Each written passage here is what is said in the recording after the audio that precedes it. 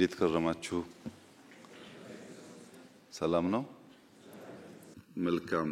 በቅርቡ ከተለያየ የማህበረሰብ ክፍል ጋር በጋራ የምናደርገው ውይይት ስለሚበተን ሰብሰብ ብሎ ዋና ዋና ሴክተሮች ያላቸውን ኮንሰርን ብናዳምጥ ለሚቀጥለው ዓመት እቅድ ግብዓት ብናደርግ ብለን በወሰነው መሰረት ከታች ጀምሮ ውይይት ስታደርጉ ቆይታችኋል። ውይይታችን በጣም ፍሬያማ እንዲሆን የትምህርት ሴክተርን፣ መምህራንን፣ ተማሪዎችን፣ የትምህርት ማህበረሰብን፣ ፖሊሲን ጨምሮ የሚመለከቱ ጉዳዮች ዋናውን ላይን ሼር ቢወስዱ ሌሎች ጉዳዮች አይነሱ ለማለት ሳይሆን ፎከስ ሆነን በትምህርት ጉዳይ ብንወያይ ደግሞ የትምህርት ጉዳይ ብዙ ነገር ይነካል። ወደ 30 ሚሊዮን የሚጠጋ ማህበረሰብ ስላለ ውይይቱ ፍሬያማ መሆን አለበት። የመምህራን ውይይት ደግሞ ለሌሎች ውይይቶችም አርአያ መሆን አለበት። በዚሁ ስፕሪት ነፃ ሆናችሁ ግን አጭር ፕሪሳይስ ኮስችን እንደምትሉት ማለት ነው የሚገባ ያልተደጋገመ እና ዋናውን ጉዳይ ሚስ እንዳናደርግ የሚያደርግ ውይይት እንዲሆን አስቀድሜ ላሳስብ ወዳለሁ። እንደ ሰማሁት ከሆነ ጥቂት ሰዎች እስካሁን የነበረውን ውይይት የመምህራን ጥያቄ የተደራጀ ጥያቄ ያዘጋጁ ሰዎች አሉ ይባላል። ቅድሚያ እነሱን እንስማና እነሱ ያጎደሉት ነገር ካለ በትክክል ያልገለጹት ጉዳይ ደግሞ ካለ እናንተ ታክላላችሁ። ይሄ ውይይት ግን እዚህ አዳራሽ ያለን ሰዎች ብቻ አይደለም። በብዙ መቶ ሺህ የሚቆጠሩ መምህራን ከዚህ መድረክ ከዚህ ውይይት ጥያቄያቸው እንዲነሳ ሐሳባቸው እንዲነሳ እዚህ እንዳሉ ማሰብ ስለሚፈልጉ እዚህ ያለንን ሰዎች ብቻ ሳይሆን አጠቃላይ ማህበረሰቡን ታሳቢ ያደረገ ውይይት እንዲሆን ተስፋ አደርጋለሁ። በዚሁ አግባብ አስቀድሜ የተደራጀ ጥያቄ ላላቸው ሰዎች ከሰጠው በኋላ እነሱ ባጎደሉት ደግሞ እናንተ ብትሞሉ ይሻላል የሚል ሐሳብ ነው ያለኝ። ክቡር ጠቅላይ ሚኒስትር ካለው ውድ ጊዜ ቀንሰው የመምህራንን ጥያቄና አስተያየት ሰምተው ምላሽ ለመስጠት በመምጣቱ በመላው የኢትዮጵያ መምህራን ስም ላመስግኖት ፈልጋለሁ። በመቀጠል ትናንት ባየናቸው የልማት ስራዎች ስኬት ለሰጡት አመራርና በአዲስ አበባ ከተማ ደረጃ በከተማ አስተዳደሩ የተከናወኑ ድንቅ ስራዎች የከተማውን ከንቲባ አዳነች አቤቤ ከፍ አድርገን ከርሶ ጋር እናመሰግናለን። ከተማ አስተዳደሩ ለመምህራን በተለይ የሰጠው ትኩረት ለሌሎችም ምሳሌ ይሆናል ከሚል ለርሶም እሳቸውም ቤቱ እንዲያመሰግንልኝ እንዲያጨበጭብልኝ ያያችሁት ስለሆነ ከዚህ ቀጥሎ ሰሞኑን ከታች ጀምሮ ሲወያይ ነበር መምህሩ። እኛም አንድ ቀን ሙሉ ወስደን ስንወያይበት ነው የነበረው። 6 ጉዳዮች ለይተናል። ግን እኔ ሁለቱ ላይ ብቻ አተኩሬ ለማንሳት እፈልጋለሁ። የመጀመሪያው ያው ከአመጣጥም ከምን እንደሚጀምር ገምታለሁ ክቡር ጠቅላይ ሚኒስትር የደሞዝ ጥቅማ ጥቅምና ምጣኔ ሀብታዊ ጉዳዮችን የሚመለከት ነው። ስለዚህ ዘርዘር አድርጌ ለማቅረብ ያህል የሙያውን ክብር የሚመጥን የኑሮቱን መቋቋም የሚያስችል የመምህራን ማህበር ያሳተፈና በጥናት ላይ የተመሰረተ ደሞዝ ጭማሪም ሳይሆን ማስተካከያ ከወቅቱ ሁኔታ ጋር የሚል አንዱ በጣም በስፋት ሁሉም በሚባል ደረጃ ያነሱት ጉዳይ ነው። በከፍተኛ ትምህርትም በአጠቃላይ ትምህርትም በነገራችን ላይ እዚህ ተሰባሰብነው ከከፍተኛ ትምህርትና ከአጠቃላይ ትምህርት የመጣን መምህራን ነን። ሌላው ከመኖሪያ ቤት መስሪያ ቦታ ጋር የሚያያዝ ነው። እዚህ ጋር በተለይ የዩኒቨርሲቲ መምህራን ተደጋጋሚ ሲነሳ የነበረ እርሶም የሚገነዘቡት አቅጣጫ የሰጡት የሚመስለኝ ግን በብዙ ቦታ ተግባራዊ ያልተደረገ ጉዳይ አለ። ከቀረጥ ነፃ አገልግሎት ጥያቄ ተነስተዋል። ከትርፍ ሰዓት ክፍያ ጋር ተያይዞ የተነሱ ጥያቄዎች አሉ። ከነፃ ሕክምና ጋርም እንደውም ጡረታ ስንወጣ መምህራን ከደሞዛችን ጋር ቢሆን የሚል ጠንከር ያለ ጥያቄ ቀርቧል። ከፍተኛ ትምህርት መምህራን የደረጃ እድገት አላቸው፣ ግን እነሱን ተጠቃሚ በሚያደርግ አግባብ የሚታይበት ሁኔታ እነዚህ ጠቅለል ተብሎ የተነሳ ጉዳይ ነው። ቢሆን ተብሎ የተነሳው የታክስ ጣሪያ ቢታይልን ዝቅ ቢደረግ የሚል ነው።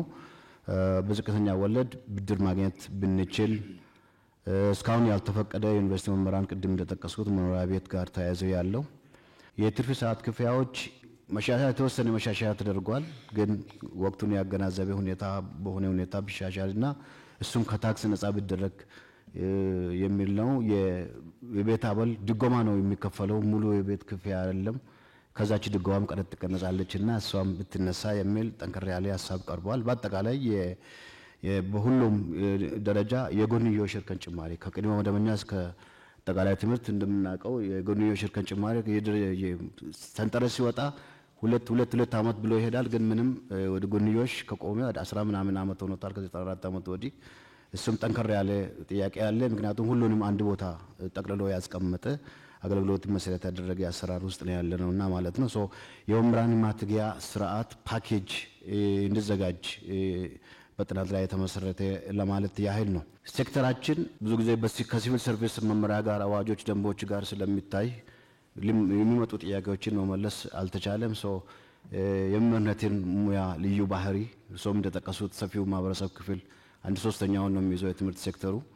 ያን ያገናዘበ የራሱ ከሲቪል ሰርቪስ ኮሚሽን ወጥቶ የራሱ የመምህራን ኮሚሽን ቲቸር ሰርቪስ ኮሚሽን እንዲቋቋም ይሄ እንደዚህ ዓመት ሆኖታል ጥያቄው ቀረበውና እሱ ቢታይልን ነው አንዱ። ሌላው በዚህ ስር ያነሳ ነው የመምህራን ልጆች ከትምህርት ቤት ክፍያ ነፃ የሚለው ነው። አንድ ሰው ሰርቪስ ከሚሰጥበት ተቋም ለሰርቪስ ክፍያ ማድረግ የለበትም። ስለዚህ ከመደበኛ ጀምሮ እስከ ዩኒቨርሲቲ ድረስ የመምህራን ልጆች ከትምህርት ቤት ክፍያ ወይም ኮስት ሼሪንግ ነፃ የሚሆኑበት ሁኔታ ቢታይልን የሚል በጣም በስፋት ተነስቷል። ሁለተኛ ማነሳው ከትምህርት ግብዓትና መሰረተ ልማት ጉዳዮች ጋር የተያያዘውን ነው። የትምህርት ግብዓትና መሰረተ ልማት እንደሚታወቀው እኛ የትምህርት መረጃ መሳሪያ ብለን የምናነሳቸው ለትምህርት ጥራት መሻሻል ከፍተኛ ሚና ይጫወታሉ። ስለዚህ ከፍተኛ ትኩረት ይሻል። ሁላችንም እንደምናውቀው በርሶ አነሳሽነት የትምህርት ለትውልድ ንቅናቄን መሰረት አድርጎ ከፍተኛ በቢሊዮን የሚቆጠር ንቅናቄ ተደርጓል። ይሄ የተጀመረው ጥሩ ጅምር ከማዕከል ጀምሮ እስከ ትምህርት ቤት በተጠናከረ ባልተቆራረጠ ሁኔታ እንዲቀጥል በእኛም በኩል የጎ ፐብሊክ ፈንድ ኤጁኬሽን የሚል ካምፔን ዓለም አቀፍ ካምፔን አለ። እሱን ጎን ለጎን እያስገነው ነው። ይሄ ተጠናክሮ እንዲቀጥል ለማንሳት ነው። የትምህርት ግብዓት ሲሟላ የአካል ጉዳተኞች ያው በጣም ትኩረት አለ። ሞዴል የሆኑ ትምህርት ቤቶች ተገንብተዋል። በተለይ አዲስ አበባ ላይ በቅርቡ ሲመረቅ አይተናል። ባለፈው እርሶም የመረቁት እና የብሬል እነሱን ታሳቢ ያደረገ ግንባታዎች አሁንም መሻሻያዎች ቢኖሩም ክፍተቶች አሉ። የምልክት ቋንቋ እነዚህን ከግንዛቤ ያስገባ እሱም ቢታይ ግብዓት ከማሟላት አኳያ ለማለት ነው። ከአትራፊ ድርጅቶች እና ኢንቨስተሮች በብዙ ሀገሮች እንደተለመደው ለትምህርት ፈንድ ያደርጋሉ፣ ይሰጣሉ። ኢንቨስተሮች እዚህ ሀገር ለትምህርት መክፈል አለባቸው። ታክስ ሊሆን ይችላል። የሆነ መመሪያ ጠንከር ያለ ነገር ቢወጣ ፍላጎት አለን። ምክንያቱም ፋይናንስ በጨመረ ቁጥር ጥራትን ለማሻሻል በጣም ጠቃሚ መሆኑን ሁሉም ስለሚገነዘብ ማለት ነው። ዘርፉን በቴክኖሎጂ መደገፍ ያው ጊዜው በጣም ቴክኖሎጂ ጋር ታይቷል። ትናንትም ጎብኝተናል የአንድ መሶብ አገልግሎት። እዛ ላይ አንድ ጥሩ ነገር ያየነው የቴክኖሎጂ ኮምፒውተር መክፈት የማይችሉ ታላላቅ ሰዎች በእድሜ የገፉ ሊኖሩ ይችላሉ። እነሱም ጭምር ለማስተናገድ ስርዓት የዘረጋ ነው። በነገራችን ላይ እሱ ጥሩ ነው። ግን ደግሞ ወደፊት እና አሁን ቴክኖሎጂ በጣም አስፈላጊ የሆነ የመጣ ስለሆነ መሰረተ ልማቱ ዝርጋታ በጣም ያስፈልጋል። መብራት በተለያዩ ገጠሪቱ አካባቢዎች ያው ህዳሴ ግድብ መብራት እየመጣ ነው። ሁሉም እያንዳንዱ ቤት ይገባል ብለን እናስባለን። ግን ደግሞ ዛሬ እንፈልጋለን ተማሪዎች እንዲያጠኑ መምህራን አክሰሲብል እንዲሆን ኮምፒውተሮች፣ ታብሌቶች፣ ኢንተርኔት እነዚህ አክሰሰሪዎች ሁሉ በደንብ በትኩረት እንዲታይ ነው የተሰራ መሆኑን እንገነዘባለን። ግን በጣም አሁንም ትኩረት ይሻል። በመጨረሻ በዚህ ዘርፍ ማነሳው ከትምህርት ቤቶች ግንባታና ማስፋፋት ጋር በተያያዘ ነው። የትምህርት እድገትና ልማት ወሳኝነትን የሚመጥን በጀት እንዲመደብ ነው የምንፈልገው። በቀዳሚ እመቤት የተገነቡ 30 ሁለተኛ ደረጃ ትምህርት ቤቶች ቀላል አይደሉም። 30 ሺህ የመጀመሪያ ቅድመ መደበኛ ትምህርት ቤቶች ግንባታ፣ የአንደኛ ደረጃ እና ቅድመ መደበኛ ተማሪዎች ምገባ በጣም የሚያበረታቱ ጥሩ ነገሮች አሉ። እሱ እንዳለ ሆኖ አሁንም ግን በተለይ በገጠር አካባቢ የእንስሳትን ከብቶች ተከትሎ የሚሄዱ ህፃናት አሉ። እነሱን ተደራሽ የሚያደርግ የትምህርት አቅርቦት አሁንም ትኩረት ተደርጎ ቢሰራበት ለማለት ፈልጋለሁ። ስለተሰጠኝ እድል ከልብ አመሰግናለሁ። ክቡር ጠቅላይ ሚኒስትር ሊያወያዩን ስለወደዱ ትውልድ ለመቅረጽ በሚወጡ በሚወርዱ መምህራን መላ መምህራን ስም ላመሰግኖ እወዳለሁ። ምስጋና ብታቀርቡልኝ ደስ ይለኛል። የምንወያየው በአንድ በኩል የጠፋን ስልጣኔና ትውልድ ያስገኛልና ተግታችሁ ተማሩ፣ በሌላ በኩል ደግሞ ስጡኝና የሀገራችንን ገጽታ በአንድ ምዕተ ዓመት ልለውጠው ስለተባለለት ትምህርት ነው። ስለዚህ ታላቅ ጉዳይ ያሉኝን ሐሳቦች በሁለት አንኳር ነጥቦች ላይ ተመርኩሼ ለማቅረብ እወዳለሁ። እንግዲህ የሙያ ከበረ የሚባለው በብዙ መንገድ ቢሆንም ቅሉ አንደኛው እና ዋነኛው ግን የሙያውን ፋይዳ በሚመጥን አግባብ በሀገር ደረጃ በደማቅ ሁኔታ ማክበር ነው። እንግዲህ መምህርነት ሁሉንም ሙያዎች የሚወልድ ከሆነ የሁሉም ሙያዎች አባት ከሆነ ከሁሉም ሙያዎች በላይ ደምቆ ክብር ሊያገኝ ይገባዋል ብለን እናምናለን። ሌሎችም ሙያዎች ክብር ማግኘት እንዳለባቸው ብናውቅም ቅሉ ስለዚህ ይህን በሀገር ደረጃ በብሔራዊ ደረጃ ከፍሎ የሚከበር ደማቅ ቀን ቢኖረው የሚል ነው። ወደ ሁለተኛው አንኳር ነጥቤ ሲሄድ የዋጋ ግሽበትንና የኑሮ ውድነትን ይመለከታል። እንግዲህ የዋጋ ግሽበትና የኑሮ ውድነቱ በአጠቃላይ የመንግስት ሰራተኛውን በአመዛኙ መምህራንን እጅግ በጣም እያንገላታ እንዳለ የአደባባይ ሀቅ ነው። ስለዚህ እዚህም ጋር ትኩረት ተሰጥቶ እንዲሰራ መምህራን እንፈልጋለን ማለት ነው። እዚሁ ጉዳይ ላይ ሳልወጣ የስራ ዕድል ፈጠራን የሚመለከት ነጥብም ልጨምር። እንግዲህ መምህራን ከታች ጀምረን የምናስተምራቸው ተማሪዎቻችን የስራ ዕድል እንዲያገኙ እንፈልጋለን። ሶስቱን የስራ ዕድል ለመፍጠር ደግሞ በተለይ የስራ ባህልን ለማሻሻልና በፕሮጀክቶች አፈጻጸም ላይ እየተደረገ ያለውን ጥረት ከፍ ለማድረግ የስራ ባህል ለውጥ እንቅስቃሴ ሀገራዊ ጉዳይ ማድረግ ተገቢ እንደሆነ እናምናለን። በዚህም ስራ ላይ መምህራን ሚናቸው ከፍተኛ ስለሆነ ታምኖ የስራው አካል እንዲሆኑ በተለይ የስነ ጽፈቱ አካል እንዲሆኑ ቢደረግ ለማለት ነው። በሌላ በኩል ፍትሃዊ ሀብት ክፍፍልን ማጠናከር አማራጭ የሌለው መፍትሄ እንደሆነም እናምናለን። ስለዚህ በሀገር ደረጃ ፍትሃዊ የሀብት ክፍፍል እንዲኖር በዛ ሀብት ክፍፍል ሂደትም መምህራን በስራቸው ልክ በተሰጣቸው ተልእኮ ልክ እና በሚወጡት ኃላፊነት ልክ የሀብት ክፍፍሉ ተጠቃሚ እንዲሆኑ ማድረግ ቢቻል ነው። እዚሁ ጋር ሌላኛው ጉዳይ የጦርነት አዙሪትን በተመለከተ ነው። እንግዲህ ሀገራችን ኢትዮጵያ ከጦርነት አዙሪት እንድትወጣ ፍላጎቶችን ወይም ጥያቄዎችን በሰለጠነ መንገድ በፖለቲካዊ ውይይትና ድርድር መፍታት እንዳለብን ተደጋጋሚ ጥያቄዎች ይነሳሉ፣ እንሰማለን፣ በመገናኛ ብዙሃን እንሰማለን፣ እኛም እንናገራለን። ነገር ግን ጦርነቱ ላይ እንደጨከነው ሁሉ የትኛውም ወገን ጦርነት ላይ የገባ የትኛውም ወገን ጦርነቱ ላይ የጨከነውን ያህል ሰላሙ ላይ መጨከን አለበት። ጦርነቱ ላይ የጨከነውን ያህል ብቻ ሳይሆን ጦርነቱን ምንድነው ለማካሄድ ከጨከነበት በላይ ለሰላም መጨከን አለበት ብለን እናስባለን እኛ መምህራን። እና የሀገራችን ሰዎች ቀደምቶቹ እንዲህ ይላሉ አሉ ህዝብንና ሀገርን የትኛውም እብሪተኛ እንዳያጠቃ ብትሽቱ ጥርሳችሁን ነክሳችሁ ችላችሁ የእርቅንና የመዋሃድን መንገድ ምረጡ ነው።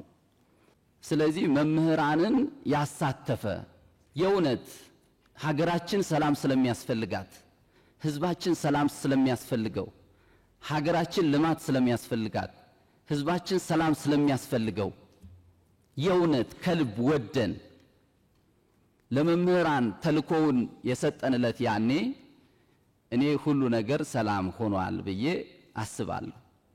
ግን አሁን የምንዋረደው ባስተማርናቸው ልጆቻችን ነው። ስለዚህ ይህንን እውነት ነው በአንድ ቀን ለመቀበል ሊቸግር ይችላል። ነገር ግን ይህንን ከመሞከር ወደ ኋላ ባንል የሚል ነው። በሌላ በኩል የወል ትርክትን በተመለከተ ነው ላነሳ የወደድኩት ነጥብ። እንግዲህ መምህራኑ እዚህ ያሉት እንደሚያስተምሩት የሀገር ታሪክ ስልጣኔንና ዝማኔን የሀያልነትም መሰረት ነው ብለው ያስተምሩናል መምህራን። ታሪክን ማወቅ የዓለምን ህዝብ አነዋወር ከየት ወደ የት እንደሆነ ለመገንዘብ ስለሚረዳ ነው። በሌላ በኩል ክፉውን ላለመድገም በጎውን ደግሞ በእጅጉ ለመደጋገም ነው ታሪክን ምንማረው። እርሶ አፍ ላይ አይጠፋም ይሄ በተደጋጋሚ ነው የምንሰማው። ግን አዳምጠነዋል ወይ የሚለው እኔንም ትንሽ ይፈትነኛል። እውነት ለመናገር ማዳመጥ ይኖርብናል፣ መደማመጥ ይኖርብናል። ስለዚህ ዜጎች ስራ ስራ ስራ፣ ኢንቨስትመንት ኢንቨስትመንት ኢንቨስትመንት፣ ትምህርት ትምህርት ትምህርት ትምህርት እንዲሉ የሚያስችል መሆን አለበት። ያ የወል ትርክት ሀገራቸውን የሚያፈቅሩ ሀገራቸውን የሚወዱ ልክ እርሶ በተደጋጋሚ እንደሚሉት ለሀገራቸው የሚዋደቁ እርስ በርስ የሚዋደቁ ሳይሆን እርስ በርስ የሚጠፋፉ ሳይሆን እርስ በርስ የሚፈራረጁ ሳይሆን ሀገራቸውን የሚጠብቁ ሀገራቸውን የሚያለቡ አርበኞች እንዲሆኑ ማድረግ የሚችል በሆነ መልኩ መጻፍ ይኖርበታል ማለት ነው። በአመዛኙም ለዚህ መጠፋፋት ለዚህ መገፋፋት ያዳረገን ዘረኝነት፣ ጎሰኝነትና አክራሪነት ስለሆነ ድባቅ በሚመታ መልኩ መጻፍ አለበት። እውነት ነው። ያ ዘረኝነት ዝም ብሎ አልመጣም፣ ተዘርቶ ነው።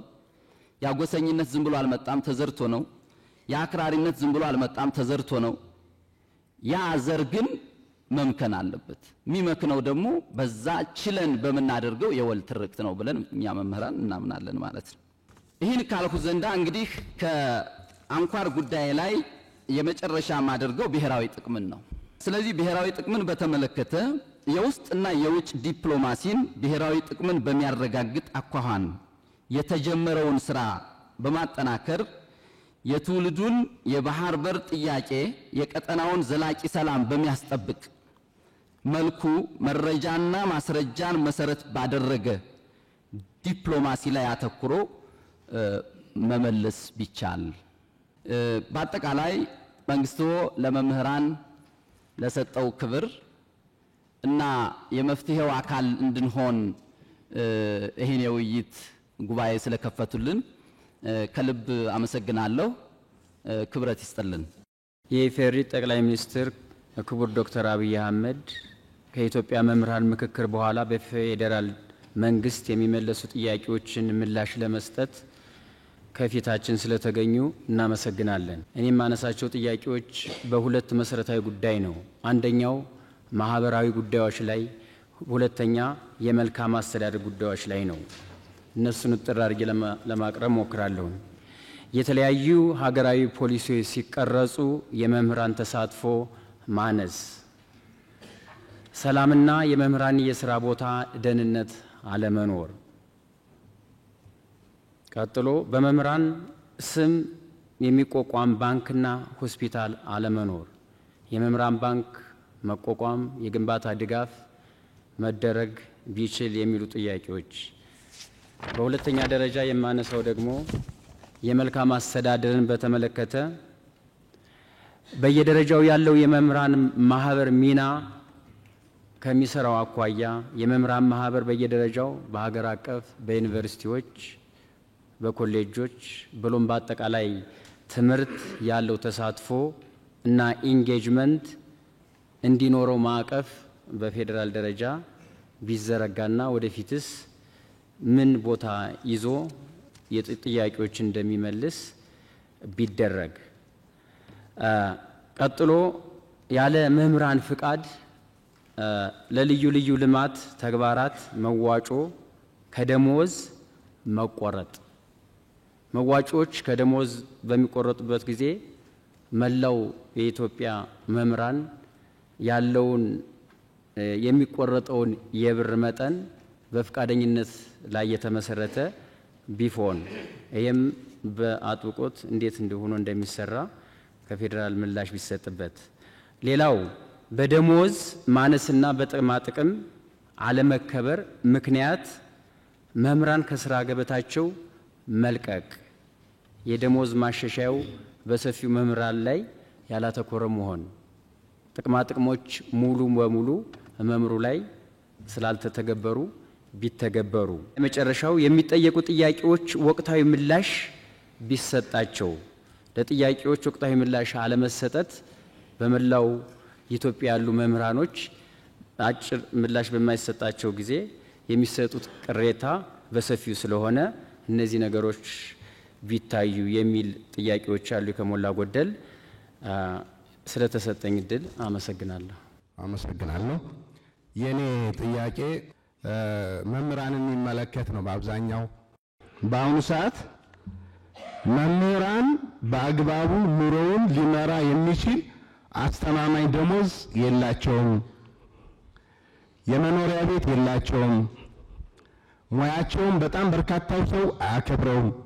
ይህ ሁሉ ነገር ደግሞ ስንመጣ ከሕክምና፣ ከደህንነት፣ ከሞራል፣ ከቴክኖሎጂ አጠቃቀም ከዛ በተጨማሪም ደግሞ መንግስት ያወጣው ያጸደቀው የጄጄ ክፍያ በወቅቱና በሰዓቱ እየተከፈላቸው አይደለምና ይሄንን ነገር መንግስት በዘላቂነት ለመፍታት ምን አስቧል? ሁለተኛው ጥያቄ ለትምህርት ቤቶች ከሚመደብ በጀት አንጻር ነው። አሁን ላይ ያለው የትምህርት ቤቶች በጀት በ1996 ዓመተ ምህረት የተጻፈ መመሪያ ነው። ለአንድ ተማሪ 10 ብር ይመደብለታል። በ1996 ዓመተ ምህረት አንድ ደስታ ወረቀት 30 ብር ነበር። አሁን ላይ ደግሞ 1300 ብር ነው። ስለዚህ በጣም በርካታ ትምህርት ቤቶች አስተማማኝ በጀት የላቸው። አስተማማኝ በጀት ከሌላቸው ደግሞ ጥሩ ትምህርት ሊሰጡ አይችሉም። እኔ ከተማ አካባቢ ያሉ ትምህርት ቤቶችን ሳይሆን ምናልባት ክቡር ዶክተር አብይ ወደ ታች ያሉ ገጠራማ ቦታዎች ምንም አይነት በጀት የሌላቸው አለ። ስለዚህ እነዚህን ትምህርት ቤቶች ከመደገፍ አንጻር መንግስት ምን ያሰበው ነገር አለ? ከዚህ በተጨማሪ ከትምህርት ቤቶች ቦታ አንጻር ካርታ፣ የይዞታ ደብተር እንዲመቻችላቸው ከማድረግ አንጻር ምን የታሰበ ነገር አለ ነው ያሉት ጥያቄዎች እነዚሁ ነው። እሱን ሳላመሰግን ደግሞ መሄድ የሌለብኝ ሐሳብ ስላለ ሰዓት እንዳልበላ አንዲት ደቂቃ ሐሳቤን ገልጻለሁ። አባይ በተገቢው መንገድ እንዲገደብ፣ የበጋ መስኖ በተገቢው መንገድ ተግባራዊ ተደርጎ ኢትዮጵያ ስንዴ ኤክስፖርት እንድታደርግ፣ የኮሪደር ልማት በተገቢው መንገድ በሀገር ደረጃ እንዲስፋፋ፣ የተለያዩ ኢትዮጵያን አንድ ሊያደርጉና ሊያኮሩ የሚችሉ ጥሩ ጥሩ ስራዎችን በመስራትዎትና ቴክኖሎጂ በተገቢው መንገድ እንዲስፋፋ በማድረግዎት ምናልባት ቤቱ ክብር ቢሰጥልኝ ደስ ይለኛል። አንድ ጊዜ ታንጨለጭልኝ ማለት ነው። ምክንያቱም እኛ ኢትዮጵያውያን መሄድ ካለብን ጥሩ ነገሮችን አፕሪሺየት አድርገን መስተካከል ያለባቸውን ደግሞ ሐሳብ ሰጥተን የመፍትሄ ሐሳቦች ስንሆን መሪዎችም ይበረታሉ፣ የሚመጣውም እንደዛው ማለት ነው። እና ሐሳብ ይሄ ነው። አመሰግናለሁ። እጅግ አድርጌ አመሰግናለሁ። በከፍሉ አልተነሳም ብዬ ያሰብኳቸውን ጉዳዮች አጠር አድርጌ እዚህ ጋር ለማስቀመጥ ነው የምሞክረው። ከትምህርት አጀንዳ ሳልወጣ አንዳች ነገር እዛ ጋር ለመጨመር በሙያዎች መካከል ያሉ ልዩነቶች ትውልዱ የመምህርነትን ሙያ በእጅጉ እንዲጠላ አድርጎታል። አንድ የሁለተኛ ወይንም የሶስተኛ ዲግሪ ያለው መምህር ያለው ክብርና አንድ በሌላ ሴክተር ላይ የመጀመሪያ ዲግሪ ያለው ሰው የሚሰጠው ክብር እኩል አይደለም። ክፍያም እኩል አይደለም። በተለይ ክፍያም በተመለከተ ሌላኛው ደግሞ በመሰረተ ልማቶች አካባቢ ትናንት ተዘዋውረን በአዲስ አበባ መስተዳድር አካባቢ ያየናቸው ደስ ብሎናል። በእውነት እኔ እንደራሴ ኢትዮጵያ ውስጥ ያለውም አልመሰለኝም። በእውነቱ እጅጉን ለመናገር የእግር ጉዞ አድርገን ነበር ተዘዋውረን ስናይ ነበረው። አንዳች ድካም ባልተሰማን ለምን ያልቃል የሚል ስሜት ሁሉ ነበረ ጉብኝቱ። ይህ ደግሞ አዲስ አበባ የጋራ ቤታችን በመሆኗ የጋራ ቤታችን ደግሞ በዚህ ልክ እየለማ በሆኑ እጅግ በጣም ደስታን ዘርቶልናል። እግዚአብሔር ይስጥልን። መሪያችንን እግዚአብሔር ይጠብቅልን። ከእግዚአብሔር የተሰጠ መሪ ነው ብዬ እንደራሴ ወስጄዋለሁ። ሌላኛው ደግሞ በመሰረተ ልማቶች ጉዳይ ላይ እዚህ እስከመጣን ዘንዳ የራሳችንን ጉዳይ ብቻ አንስተን ከምንሄድ የምንኖረው ከማህበረሰቡ ጋር ተቀላቅለን ስለሆነ መሰረታዊ ልማቶች አካባቢ ላይ በአዲስ አበባ በሚለማው ልክ ክልሎች ላይ ክልል አካባቢ ያሉ ማህበረሰቦች ግንዛቤ ያላቸው ግንዛቤ በጣም ዝቅተኛ ነው። በዚህ ተዋረድ በየደረጃው ያሉ አመራሮች ከላይ ቢያዙልን እውነተኛ አሁን ባለንበት አካባቢ ላይ ሆነን ስናይ እነዚህ አዲስ አበባ ላይ የሚደረጉ መሰረተ ልማቶች እንዴት በፈጠነ ሁኔታ መሄድ አለባቸው? አመራሮቹስ የበጀት አጠቃቀማቸውን እንዴት ማስተካከል አለባቸው? ማህበረሰብን እንዴት አነቃቅተው ነው? ሰውስ በገጠሩና በየክልሉ አካባቢ ያሉ ሰዎች የሥራ ባህላቸውን እንዴት ነው መቀየር የሚችሉት? ይሄ ተልእኮ በየደረጃው ላሉት አመራሮች ተሰጥቶ በእውነት ክትትልም ተደርጎ በየአካባቢው በየክልሉ በየወረዳውና ከተማ ቦርድ አገራችንን በጠበቅነው ልክ ትለማለች የሚል ሀሳብ ስላለኝ ነው። ለተሰጠኝ እድል እጅግ አድርጌ አመሰግናለሁ። እሺ፣ አመሰግናለሁ። ክቡር ጠቅላይ ሚኒስትር ለሰጡን እድልና ጊዜዎትን መስዋዕትነት አድርገው ችግሮቻችንን ለማዳመጥ እዚሁ ስለተገኙ እናመሰግናለን። እኔ ብዙ ነገር ተነስቷል። ነገር ግን ትላንትና በተለያየ ቦታ በአዲስ አበባ ዙሪያ ተመልክተን ስናይ ትልልቅ ፕሮጀክቶች በጣም ባጭርና ውጤታማ በመልኩ ተሰርተው አይተናል። ነገር ግን ከዚህ ውስጥ አንዱን ደግሞ በተለይ በከፍተኛ ትምህርት ተቋም ላይ የኑሮ ውድነቱን ከማስተካከል ወይንም የደሞዝ ማስተካከያ ከመደረጉ በፊት እስኪደረግ እንኳን ባለው ጊዜ ውስጥ እነዚህን ችግሮች ይቀርፋሉ ብዬ ከማስበው አንዱ የሸማቾች ማህበር በአዲስ አበባ ላይ በተለያዩ ቦታዎች ተቀምጠዋል። እነዚህ የሸማቾች ማህበር በጣም በዝቅተኛ ዋጋ ኢቭን አርሶ አደሩ አምርቶ በሚያቀርበው ዋጋ ለተጠቃሚው ሲደርስ አይተናልና ይህንን ነገር ምናልባት በከፍተኛ ትምህርት ተቋም ደረጃ ባሉ መምህራኖች የኑሮ ውድነቱን ከመቋቋም ወይንም ኢንፍሌሽኑን ከመቆጣጠር አንጻር ወደዛ አቅርቦት ከክልል መንግስታት ጋር በመነጋገር አቅርቦት ማድረግ ይቻል ይሆን ወይ ነው የመጀመሪያ ጥያቄ። የሁለተኛ ጥያቄ ያው መንግስት እንደ መንግስት ትምህርትን ከጥራት ጋር አስተሳስሮ ትልቅ ስራ እየሰራ እንደሆነ ይታወቃል። ከዚህ ጋር ምናልባት ብዙ ጊዜ እንደ ጥቃቅን ተደርገው የሚነሱ ነገር ግን ከበጀት ጋር ተያያዥነት ያላቸው የትምህርት ጥራትን ከሚያስጠብቁ ግብዓቶች ጋር ጥያቄ ይነሳል። በአንድም ይሁን በሌላ ዩኒቨርሲቲዎች ለትምህርት ሚኒስቴርም በተለያየ አጋጣሚ ይጠይቃሉ። ነገር ግን ለትምህርት ዘርፉ እንዳጠቃላይ ጥራትን ሊያስጠብቅ በሚችል ደረጃ በቂ የሆነ በጀት መመደብ ይቻል ይሆን ወይ? ይሄ ነው። ሌላኛው ከሶስተኛ ደረጃ ምሳሌ ሀገር እንደ ሀገር የያዘችውን እንግዲህ ሌጋሲ ከማስጠበቅ አንጻርና ትላንትና ያየናቸውን እጅግ በጣም ሰፊ ፕሮጀክቶችን አልቀው ለልማት እንዲውሉ የተደረጉትን ከክልሎች ጋር በመነጋገር ምክንያቱም ብዙ ጊዜ እኛ ልማቶችን ስናይ ወደ ክልል አካባቢ ሲኬድ ከፌዴራል መንግስት ኃላፊ መጣ ሲባል ከተማው በጣም ያሸበርቃል።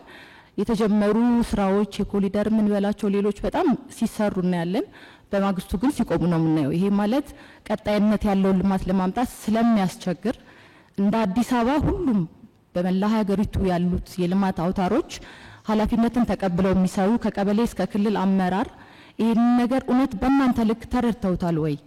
ለሀገር የሚያመጣውን ኢኮኖሚ በአጭር ጊዜ ውስጥ ይህንን ችግር ይፈታል በሚል ደረጃ ተረድተውታል ወይ በሚል ጥያቄ ስለሚያስነሳ እነዚህ ነገሮች ፈጣን በሆነ 24/7 በሚል ትላንትና ሲገለጽልን የነበረዋልና በጣም ደስ የሚል ይሄን አክል ኮሚትድ ሆነው እየሰሩ ነው ወይ?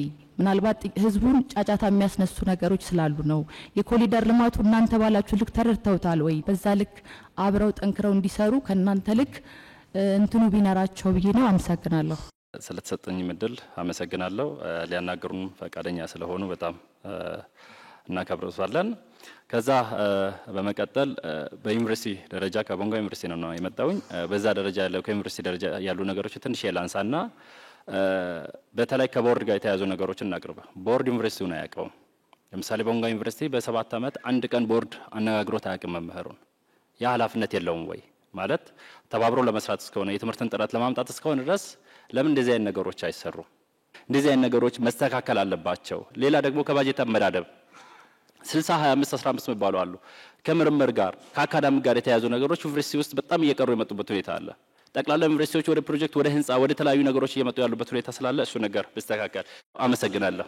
ለተሰጠኝ እድል በጣም ላመሰግኖት እፈልጋለሁ።